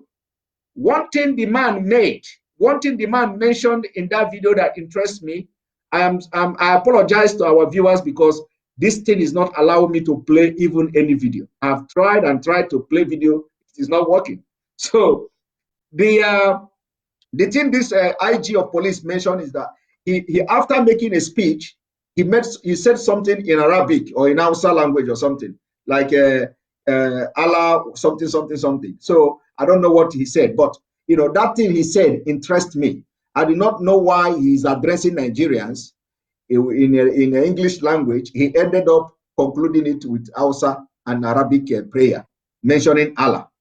First of all, a lot of people will not pay attention to that, but it means a lot. As a state person, in a public office, addressing people, agency who are supposed to be serving in a secular state, it is not just a sacrilege, but something that should worry everybody, that a police IG addressing the police people, all of a sudden, at the end of the speech, he ended up speaking Arabic and mentioning Allah. Even a president, even though the one parading himself as a president cannot do it, because it is completely against the constitution of Nigeria, if there is anything like that. So what do you have to advise our people? They don't give a damn. Nigeria belongs to them. with the help of the British, belongs to them. Are you telling me that BBC hasn't seen what has been going on? Can't BBC do a documentary on Fulani killer headsmen to bring out all the facts? They know what is happening. They know Nigeria. If you don't know that Nigeria belongs to the Fulani, to the Janjaweed, then you're mistaken. The only thing that is still worrying me is how the Hausa peasants, even after all these years, have not grown any common sense to understand that they're being used. Nigeria belongs to them. They can do whatever they like. You've not seen them performing military drills in Hausa language, in their own native tongue. You have not seen the motto of the Nigerian army, that it is still the same banner that Ottoman Danfodio went into war with to take Gobert from the Hausa people. You don't know that? You have not seen Arabic on Nigerian army flag. Maybe I'm even surprised that we're not no longer even learning Arabic. I think the deposed emir of Kano, Sanusi, went and took some money from Saudi Arabian government to introduce Arabic as a second language. So you people don't know the mess that people don't know the mess they're in. You remember that time we used to say that the war is coming? They said we are warmongers, we are miscreants, we are touts. You know, we have very beautiful names, and I love it. I'm the #1 miscreant anyway. All these names they keep calling us. The same words I used before is what Wole Soyinka is using today. They brought war to our doorstep. They told BBC. The work of BBC is to make sure that, regardless of how horrible the behavior of Fulani is to moderate it. That is why they can. What would you do if they speak Arabic? If they decide some people in Italy brought in hazardous waste and dumped it there, that port is still existing. You cannot see one cargo ship there, only in Lagos, and it's congested. You come in there, a ship will be waiting for his turn for her turn, because it's a ship, so it's a her, for her turn for nearly 6-7 months to offload. And you're telling me about one Nigeria. People are in one night. Why wouldn't they speak? Who is the head of customs? A retired military colonel, or is it major? He doesn't wear customs uniform as required by law. He doesn't wear it. The Fulani have messed everybody up. Everybody is useless in the zoo. I don't know. I think it was Ohagi who was writing that whoever is advising the Fulani is doing a very good job, because they know us very well. They know we are black people. They know nobody is going to come to rescue us. You can do whatever you like. The BBC is there. All they care about is to make sure that the Fulani continues their march to the sea. That is the work of the British and of the BBC, and it's never going to stop until we rise up and say, enough is enough, which is what we are doing. So you're worried about people speaking Arabic when the army is Arabic. Now, go and look at the envelope, it's not Arabic already. That is the mess we are in. It's unfortunate that people do not see this mess. I had one idiot, as I mentioned the other day, talking about my wife is from Hausa, my baby mother is from Yoruba, the senior brother is from Juku, and I'm Igbo. Because of that, let's have Nigeria. People look at that. People talk as if they injected them in there, as if there is something wrong with their brain. Haven't you seen that our dear sister Chimamanda? Because if you do good, we pardon you. If you mess up, it's IPOB, we are too strong. We shred you to pieces. Today she has come back to her senses, saying she has what we are saying is correct. You may not like it because I am saying it. You may not like it because someone is saying it. You may not like it because family writers are writing about it. You may not like it because a person is saying it, but it is the truth. You can hide and run and speak all your grammar and all that. It is the truth. Fulani will kill you. They will take your land. They will take it. And the BBC will cover up for them. So you don't know.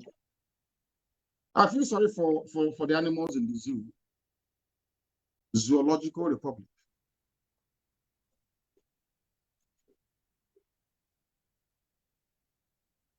Thank you very much. Are you there? I'm here. I can hear you very well. All right. Very good. Very good. So, these people, the attack is still is still going on, and they are battling with the thing at the same time. They are removing people. They remove people. That's what they do. We have over 10,000, 9,000 plus. They have removed nearly 2,000 people. That's what they do. They ignore them and continue. Yes, they are throwing me off balance, but we have to continue. Now, when you look at the some of the international laws on statehood, like you mentioned about that UN have all these laws and all that. Of course, they are not paying attention. So I just want to read some of the things that to simplify the actions of the United Nations that must shape the international laws of statehood. Man, those things that shape the international law for statehood, for example, the Biafra state. If at a point, as this thing is going now, Biafra declared state, is this. There are the resolution passed by the General Assembly, the decision of the International Court of Justice, the law recording codification effort of International Law Commission, and the decision by the members of by the member to enter treaty recognized or not recognized purported state. Now, there are in addition to this, there are 3 traditional criteria that could make people, indigenous people, to be regarded or to have a statehood. Because all these things I'm saying now is something that Biafra overqualified, like Biafra people overqualified. Now, the 3 traditional criteria is population, territory, and government. And then in defining or giving more meaning to all this, the 3 most basic and least controversial criteria of statehood come from Article 1. Article 1 of the Montevideo Convention of 1933. Now, although the treaty itself has never been officially adopted outside of the Americas, of course, we know what when it comes to international politics and international laws, Article 1 remains highly influential and is generally considered a reflection of most fundamental criteria of statehood. Talking about Biafra now, if what is going on, who knows anytime this year, who knows anytime next year, who knows anytime before 2023, if something happened that every nation in Nigeria begin to declare the statehood, just for clarity. Now, the population, the first fundamental criterion is a permanent population. Simply put, the population of a potential state cannot be entirely composed of nomad or travelers based elsewhere. And now we are talking about the Fulanese. So you cannot, Fulani cannot have a statehood because they fall under the nomad, and or they are regarded as the travelers or they're based elsewhere. They cannot be regarded as population. And that is happening in Nigeria. This is in law. That is happening in Nigeria. Fulani is claiming Nigeria where other people understood what international law says and chased them away. They come to Nigeria where Gari and the Akpu and the Ewedu and the Gusi has beclouded the sense of reasoning of the people who call themselves politicians. And they cannot know their left and right. And now Fulani has come to understand that the people that are in the front line of politics from the southern Nigeria are all Mumu, and they are using that Mumuness against every other Nigeria, which goes to what you have said, that these people are endangering your life and the life of other people while they continue to remain in Nigeria and nomads are controlled. Now, that is for population. Number 2, the territory. The second is defined territory. The borders do not need to be fully defined or undisputed. There just need to be an identifiable location. And this is where I give it to you, and I doff my cap, because a lot of people have come to attack you about bring your map. Bring your map. In international law, like I said, the Montevideo Convention, anybody can go and check it out. You have what is defined as territory. You don't need to have a map, before as you are agitating for your freedom. You do not need to present your map to anybody.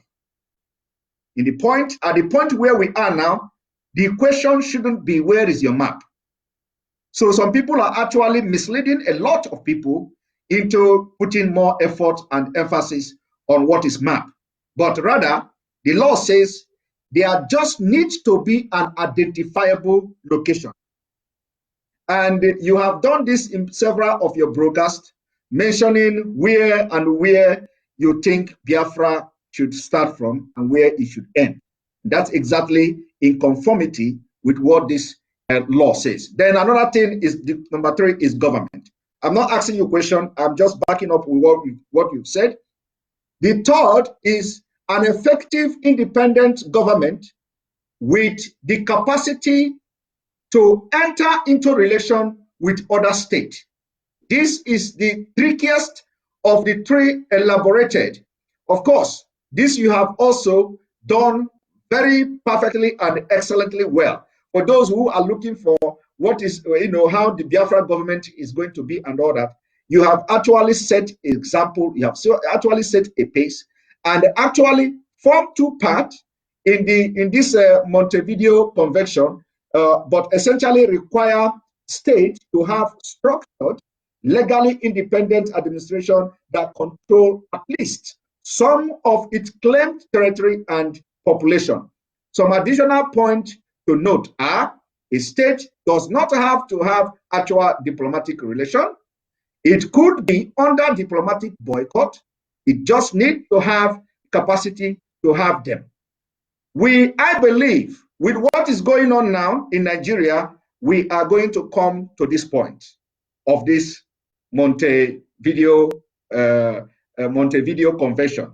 It may be invoked as time goes on, because when you anoba joso abaya jebe.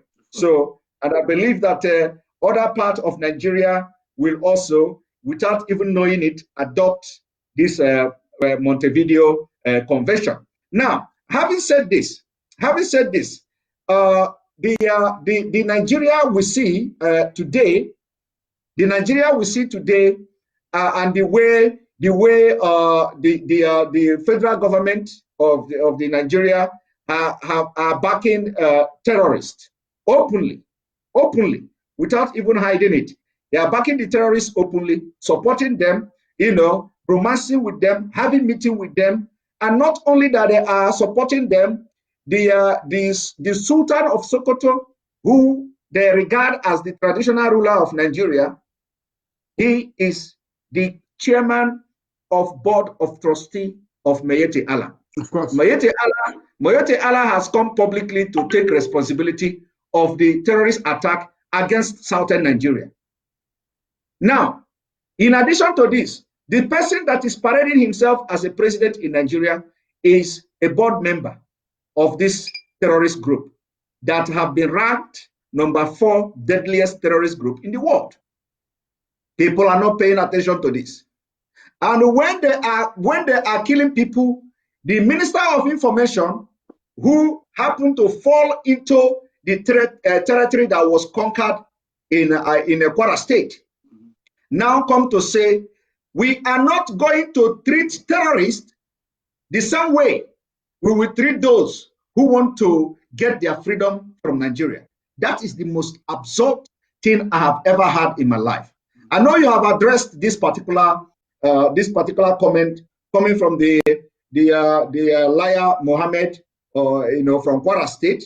But please, can you, in a different, from a different perspective, can you tell us how would somebody who say he's a Nigerian, especially from the eastern part of Nigeria, and you call yourself a politician, you go to Abuja, you call yourself a governor, you go to Abuja, you call yourself a House of Assembly member, you go to your state and all this, and then you hear somebody saying that those who has made you not to travel by road to Abuja, those who made you not to travel by road to Enugu, those who made you not to travel by road to Owerri, with all your fine vehicle and all your cars, they are not to be proscribed.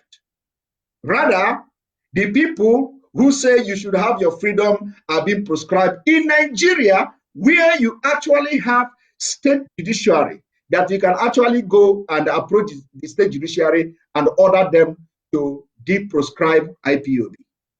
For the statement coming from that Minister of Information requires, opposite reaction. Now, what do you have to tell our people who think this way, that after that statement, nobody has actually come out to say anything? At least I have not read. I have not read anybody. They will not come because they've been conquered. We are all slaves of the Fulani without knowing it. Not us anyway, no, maybe not IPOB, but the rest of the zoo. And I must thank you very much for the depth and for the depth of your research in terms of the Montevideo Convention. Montevideo is in Uruguay, for those who do not know. You know, the reason why I never responded to those half-baked intellectuals that keeps talking rubbish about roadmaps because they don't know anything. I'm a student of contemporary politics. I actually read politics at the university in London. So when I hear some fools who are not educated talk about things that are above their station, I feel sorry for them. All of the indices you mentioned are very relevant. But I think the last one you alluded to is the most important. The United States of America, where I am today, went ahead to unilaterally recognize Kosovo as an independent nation. And today, Kosovo stands as an independent nation. It is your willpower, your determination to fight for what you believe in. Had our war gone on for 6 more months, at the time it ended in January of 1970, we would have been a free people today, because the world was waiting to see how determined we are. The reason why sometimes our people tend to not to understand the dynamics of international politics is because they are not well read. They are not well traveled. When we say it, they say we are arrogant. No, we're not being arrogant. It's just that we happen to be educated, and we know what we're doing. We know what we're talking about. We know what we're pursuing, and we know how to get it. Having taken into consideration all the mitigating factors against the emergence of Biafra, our approach has therefore to be unorthodox.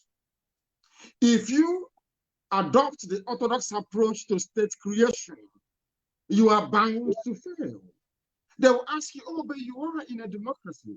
Why don't you go through your senators and go through, that's, I call it a checkpoint, where the Janjaweed is waiting for you to come. Once you come there, they swallow you up. That is the zoo called Nigeria for you. There is something that our people will need to understand. How many people are there in Liechtenstein? I think there are about 150,000 people or less. And Liechtenstein is a separate nation state today in Europe. Nobody is complaining. Nobody is saying that they are too small, they cannot participate in what is happening within that very place. Our people need to understand this and understand it very well.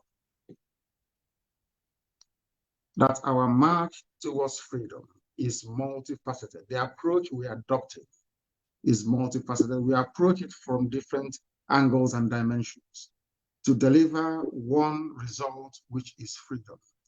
And in so doing, since the world has come and basically washed their hands off Africa to say, do whatever you can to survive, we are going to do what we can to make sure that we survive.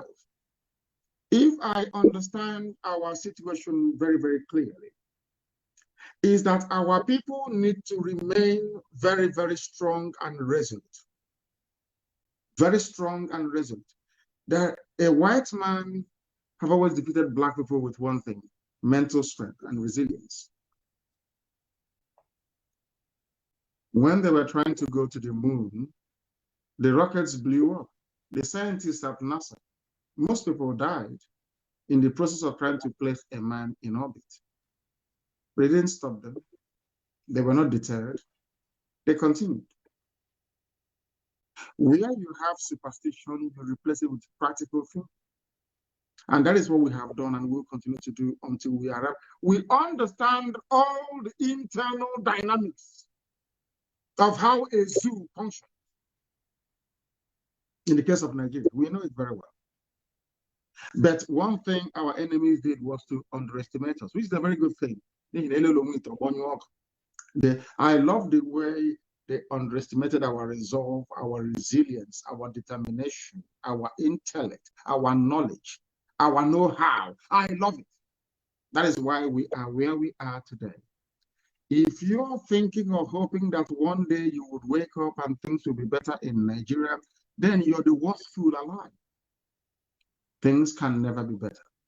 They have structured the system in such a way that if you were having 12 hours of electricity last year, this year you only get about 6.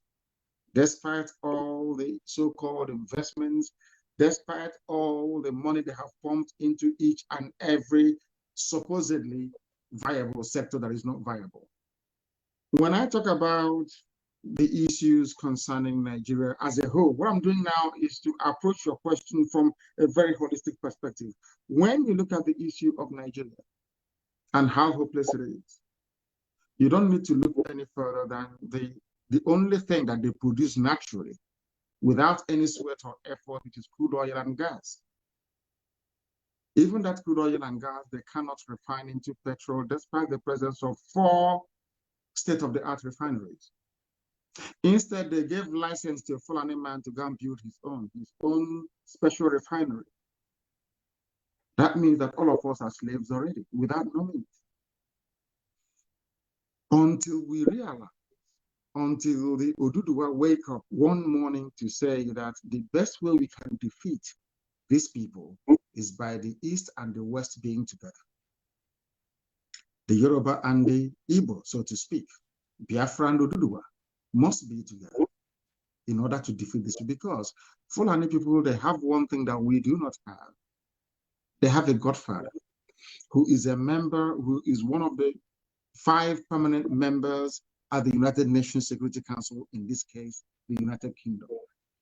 UK will never love you. They may respect you, but they will never love you. The only people they are interested in are the Fulani Janjaweed in the north. So Fulani has an advantage already.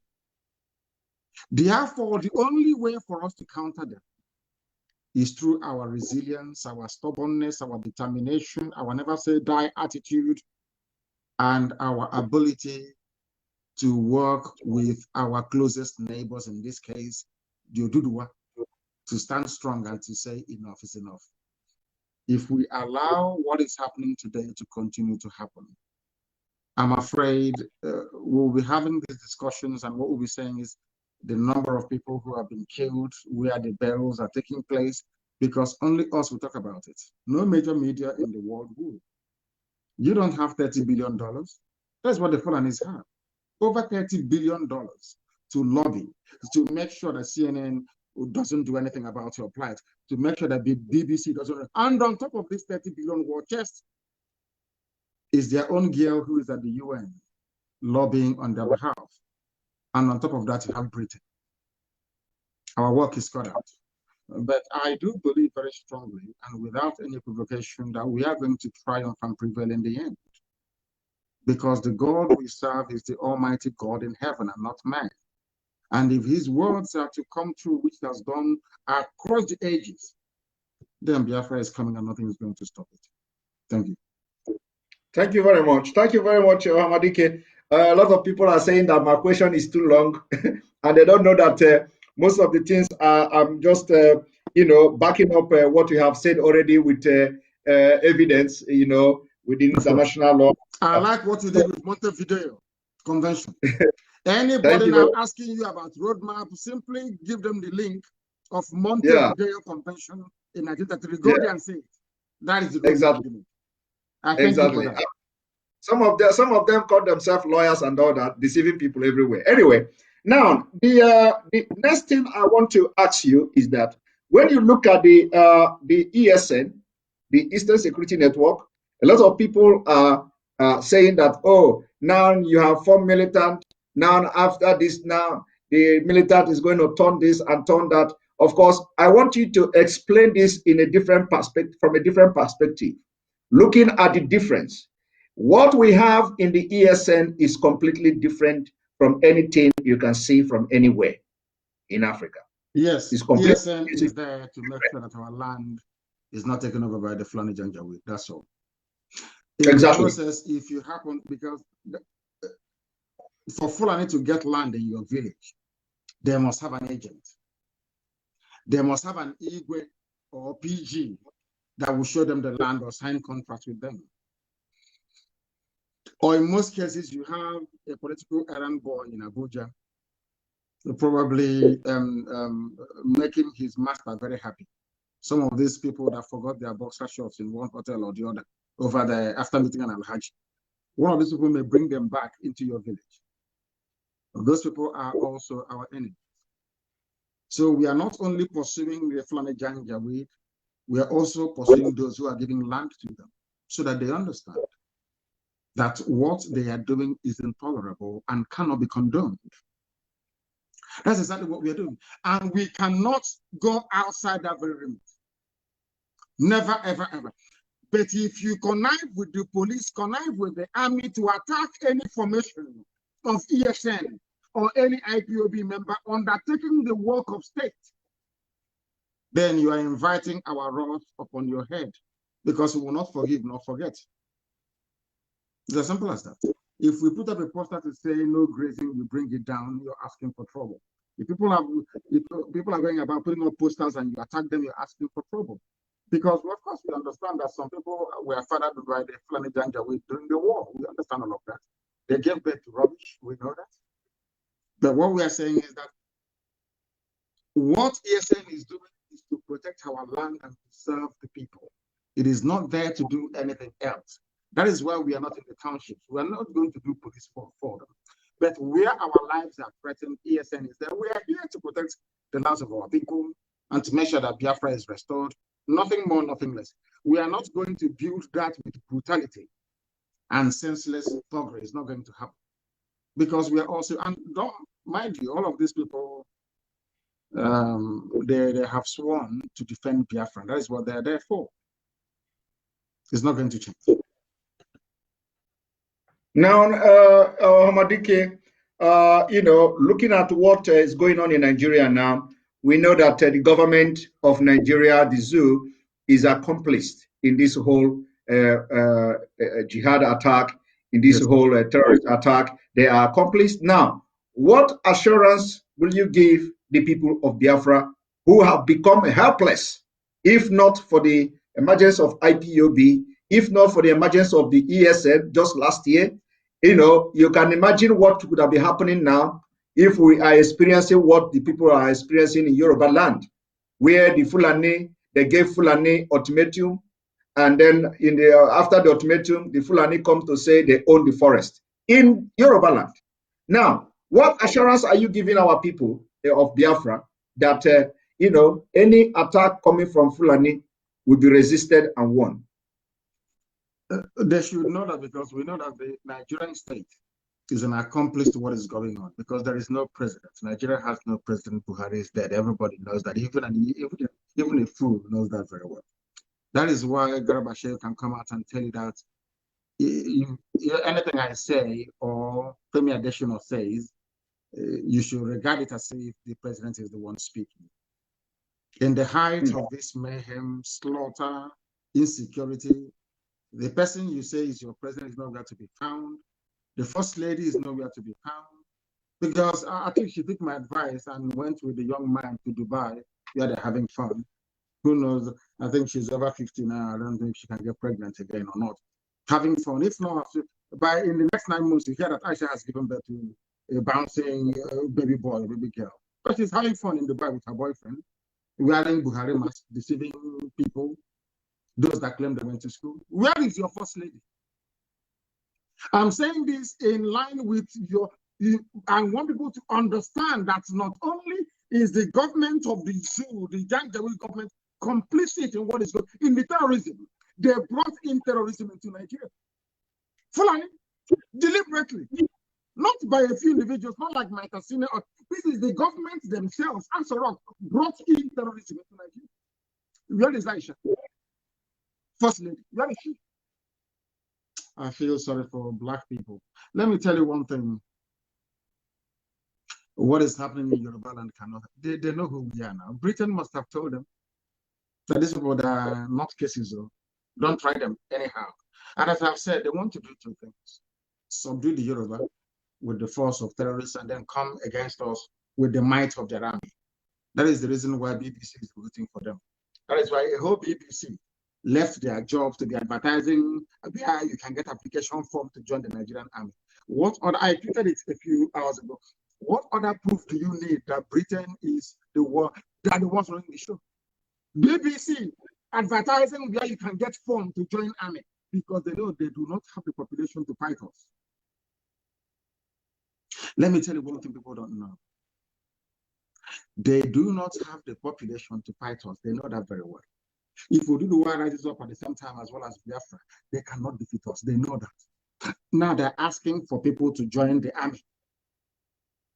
That army is going to be populated by Janjaweed terrorists.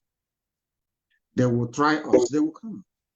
They came to all 4 times and we beat them. They went to the air, disturbing disturbing birds of the air. They are cowards. We say, come down on the ground. You know where we are in the forest. Come and look for us. So we can give you a quick exit from this earth. So you can die very quickly.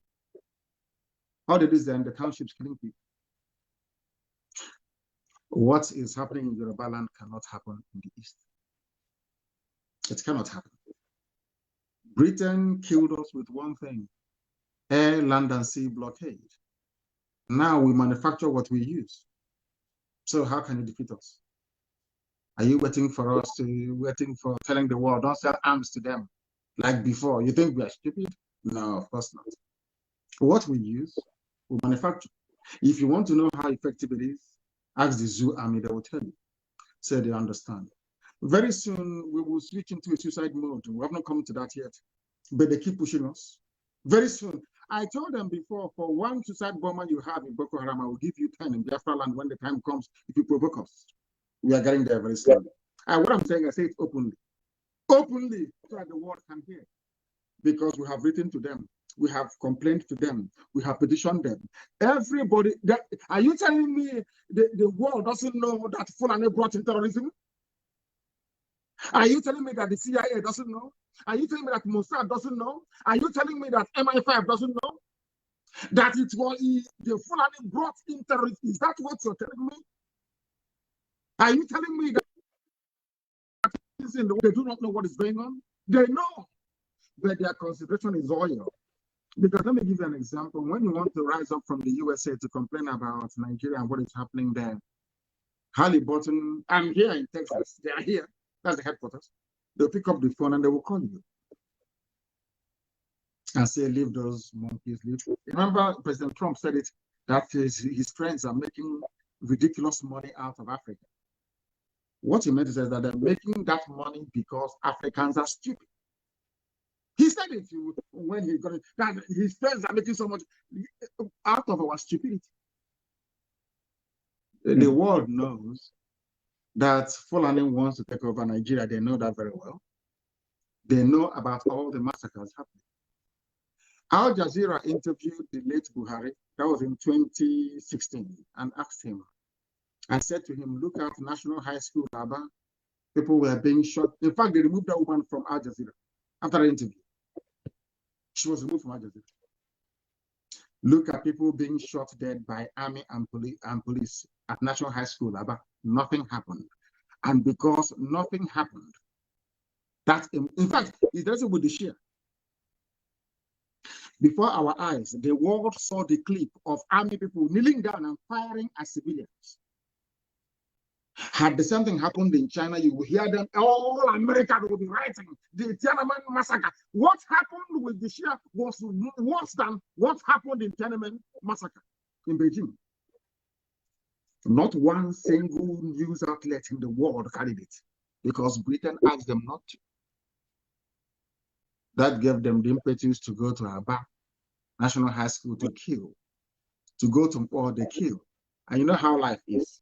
Once they are killing other people and you're quiet, and Yoruba media was there supporting them. Our army, our boys, today they're in their forest. That thing they say, what goes around comes around. If you support evil today, evil will consume you tomorrow. I tell my Yoruba friends, this evil you're supporting, this your one Nigeria will consume you. They said, no, one Nigeria. Where are they today? In answer to your question, if they come to our land, they will die there. We'll kill them. Thank you very much. Thank you very much. Thank you very much for that. You know, Onyendo, when you are saying British, you know, this British, a lot of people don't understand why you are always hammering on British. On this note, let me make it very public. Of course, this is not also a question for those who think that the question is going to be long. This is not a question, but you can make comment after this. Let me make it a public that in 2015, December 3rd, 2015, a motion was filed at the British Parliament for the independence of Biafra. Of course. A lot of people don't know about this. They don't know about it. They want to see roadmap. Now, the text of this motion read that this House recognizes the call for the independence of the territory that constituted the Biafra Republic, acknowledges that Biafra issue could be improved with the cooperation of the Nigeria government by offering a referendum, and urges the Foreign and Commonwealth Office to use its diplomatic strength to assist in the resolution of this matter. I'm aware of it. Good. I'm aware of it. No. I didn't know you were going to ask me about it. I wanted to bring it up much later in this our struggle for Biafra. But since you've mentioned it, I will comment on it. Remember what I told you before, that in England you have good people. In Britain there are good people.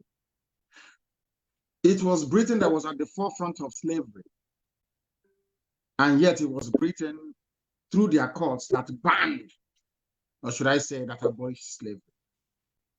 The same British people. So it is my hope and prayer that one day good people will rise up again in British politics to recognize that freedom for Biafra is also freedom for Britain. I give them a very simple example. What is the volume of your trade with the USA or with Japan, for instance? If you give, right now, Britain is struggling because they are pleading with Joe Biden to give them favorable status in terms of, trade negotiations and the rest of it. If you ask an average British person, they prefer trade with a developed America than with a primitive Nigeria, regardless of the fact that they're getting oil and gas for free. The same thing I said to Britain. Having a free Biafra that is economically viable is your gateway in that thing you've always wanted in Africa. Is only Biafra that can give it to you. Because the economic strength and might of Biafra will allow all your companies that invested in Biafra land to be able to expand exponentially. I will give you a very simple, one very tiny example. Do you think that people eat enough balanced diet? The answer is no, because there is no milk. The milk these are condensed milk. These are processed milk, not fresh milk. That is one thing that stupid Mietiala cannot get into their useless call. They can have viable animal husbandry industry that provides fresh milk for people. Look at all the products that require milk in it. Why do you think that Nigeria cannot produce chocolate? Because they don't have any milk. But the cocoa to produce chocolate is in Yoruba land. And part of it also in Bende, where I come from. I just want to give you a very simple example. Very simple. Look at the world market for chocolate, especially during Easter, during Valentine, during whatever, Christmas. We can make chocolate where we come from with the milk that we produce, employing people meaningfully, exporting all that product. So Britain should You know, they have this problem. Their problem is that they need somebody to subjugate. They need somebody to, you know, when Lugard came, they called him Lord Lugard. And they brought the Bible with them. In the same Bible you also have Lord Yahweh, and in most cases, God Almighty in heaven. And you're looking at this Beture, and they call him Lord, Lord. So that means he's close to God now, or he's related to Jesus. You respect him. Do you see how daft and foolish we are? They don't know that when you call somebody a Lord, there is temporal and there is spiritual. God is spiritual Lord. Those in the house of laws, they are temporal. But you know, you have to go to school to understand all these things. And it's not our fault that we're educated. That is where we are. It's not arrogance. It's education, sound education. Thank you very much. Thank you very much. And that reminds me, when some people call Lord Nnamdi Kanu, Mazi Nnamdi Kanu, a lot of people get upset. But they go to England, if you ask them who created that, they say Lord Lugard, very proudly. They won't say French, they say Lord Lugard. Because that Lord is a white man. Nnamdi Kanu is a black man. How can I call a fellow animal from Africa Lord when there are white people there? Sorry about this. Yes. So black people. Yes. Now, when you look at, from what you have just said now, you explained something very, very important. And that reminds me, when you look at what is going on globally, you find out that people of the southern Nigeria, and then we bring it down to Biafra people, like Ngozi Okonjo-Iweala today, you see that she's being celebrated and manufacture ourselves in Biafra land. And those people, some of them didn't go to school. In Biafra land, economists are born. Engineers are born. From your mother's womb, you're an engineer because we're a blessed race. From your mother's womb, you can perform miracles and wonders. Have you not seen people building power plants, little children building toys, remotely controlled? Have you not seen them doing marvelously well and doing wonderful things? Are we not the ones that manufactured the first indigenous car in Africa? We don't even need to go abroad. Those abroad will be begging to come back home to participate because we have it in abundance.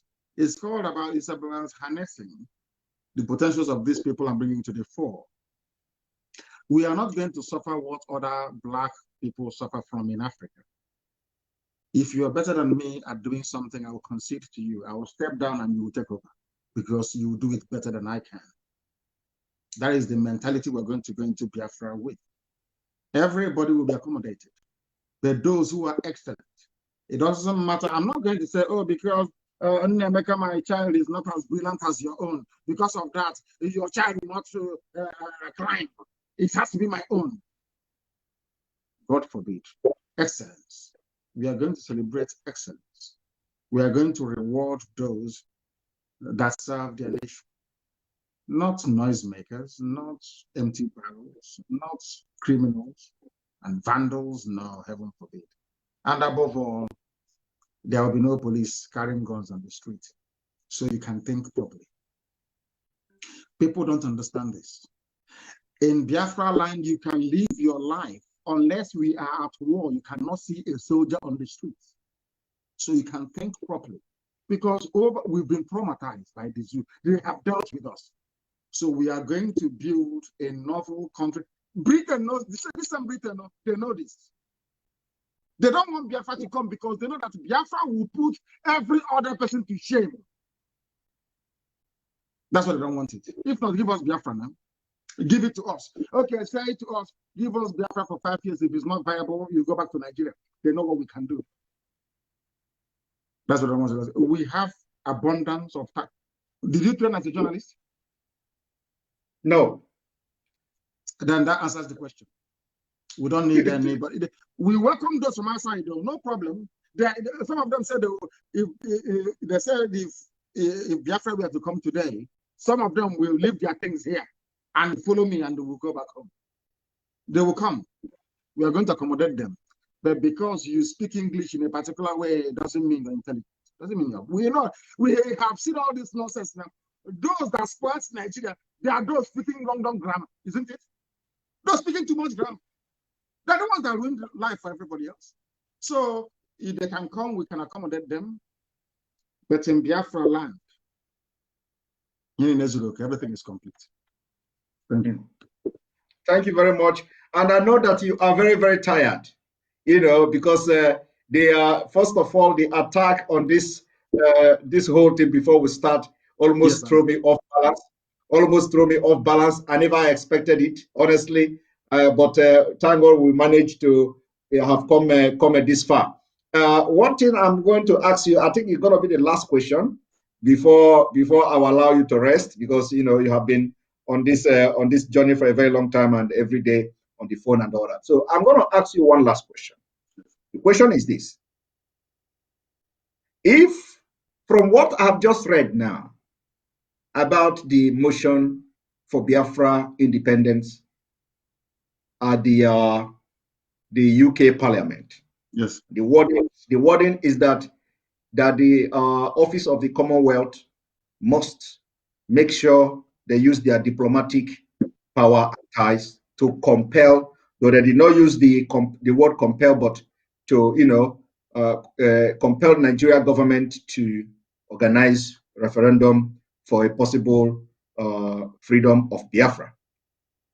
And this is exactly what we are all asking. Now, if this did not happen, are you ready to lead us to do anything to get the freedom of Biafra? Yes. Which I'm going to be number one to follow you. Yes. You think we're going to live like this, like a bunch of animals forever? Of course not. Of course not. It can't, they know it very well that we are coming. And I will come and I'll bring hell with me. They understand it very well. You better give me Biafra now. If they do not give me Biafra now, the zoo, I am making it very clear to the whole world so they understand what I'm saying very clearly. So that by the time that we are gone, history they will remember the deeds of God upon our lives. We have not come for anything else. I don't exist for anything else. It's only for Biafra to come. If you're not going to give me that Biafra, I will destroy everything I see on my path. I'm being honest with you. There is no other outcome. Forget about all those speaking grammar and that's rubbish. Give us a referendum, as those British MPs tried to do, in keeping with the fact that in England you have people that have soul and conscience. If you have a referendum today and people say foolishly vote to remain in one Nigeria, I will give up.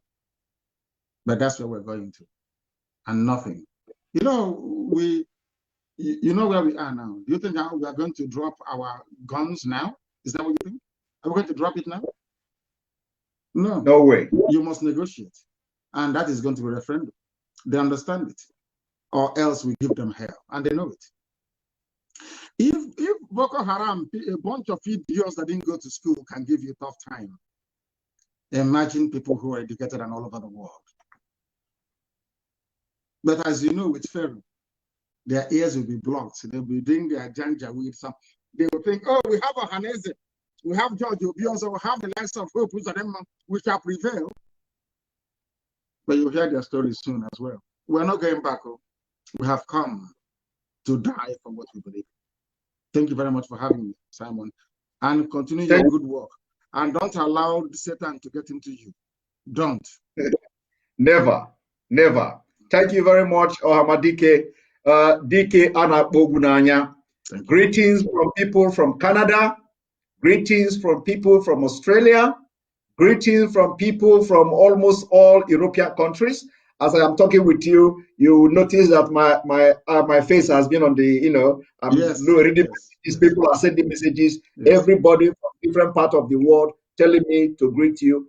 Particularly people from Canada are asking, when are you coming to Canada? Let them find a cure for COVID and I'll be there. COVID is everywhere. Okay, they're listening to you. They're listening to you. Thank you very much, our leader. And for those of us who are, in the media, we are promising that we are not going to fail the Biafra people. we will work tirelessly until Biafra comes. We will follow you. Any decision you make on Biafra, we are going to follow, because we are not the one who advised you until we joined. So any decision you feel that you make for Biafra, we are going to follow, because we know it is going to yield fruit and it's going to lead us somewhere. We have come a long way, no going back. At all. Nobody is going to die. Nobody is going to die. We will all see Biafra. Thank you very much. Thank you very much. And enjoy yourself. Have a very nice week. And see you again. Yeah, there is snow in Houston. I think it's for the first time in 5 or 6 years. They said I brought snow into Houston. Our people are living large here. No wonder some of them don't want to come back home. They are living a very good life here. Some of them are very, very fabulously well off. But of course, we know that Biafra will come and will be a better country, even more than the USA. Thank you very much, Simon. Exactly. Oh, we have minus 25 degrees here. Are you serious? Minus 25? I'm telling you. Unbelievable. Yes, minus 25. I think the temperature here is minus. I was minus 10 earlier today. Now it's just 0. Only 0. Come on, 0. Now it is. Thank you. Thank you very much. Thank you very much. Thank and you, this is the beginning. This is the beginning of Anyukoma Milano Obao. Of course, of course. Thank you very much. Thank you. Thank you. Thank you.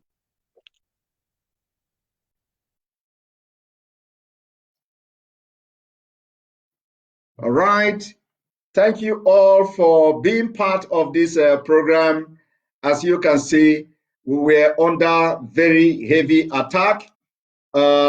As I'm talking to you now, I cannot even play any video on this my wonderful gadget that has actually turned to Buhari Buhari system.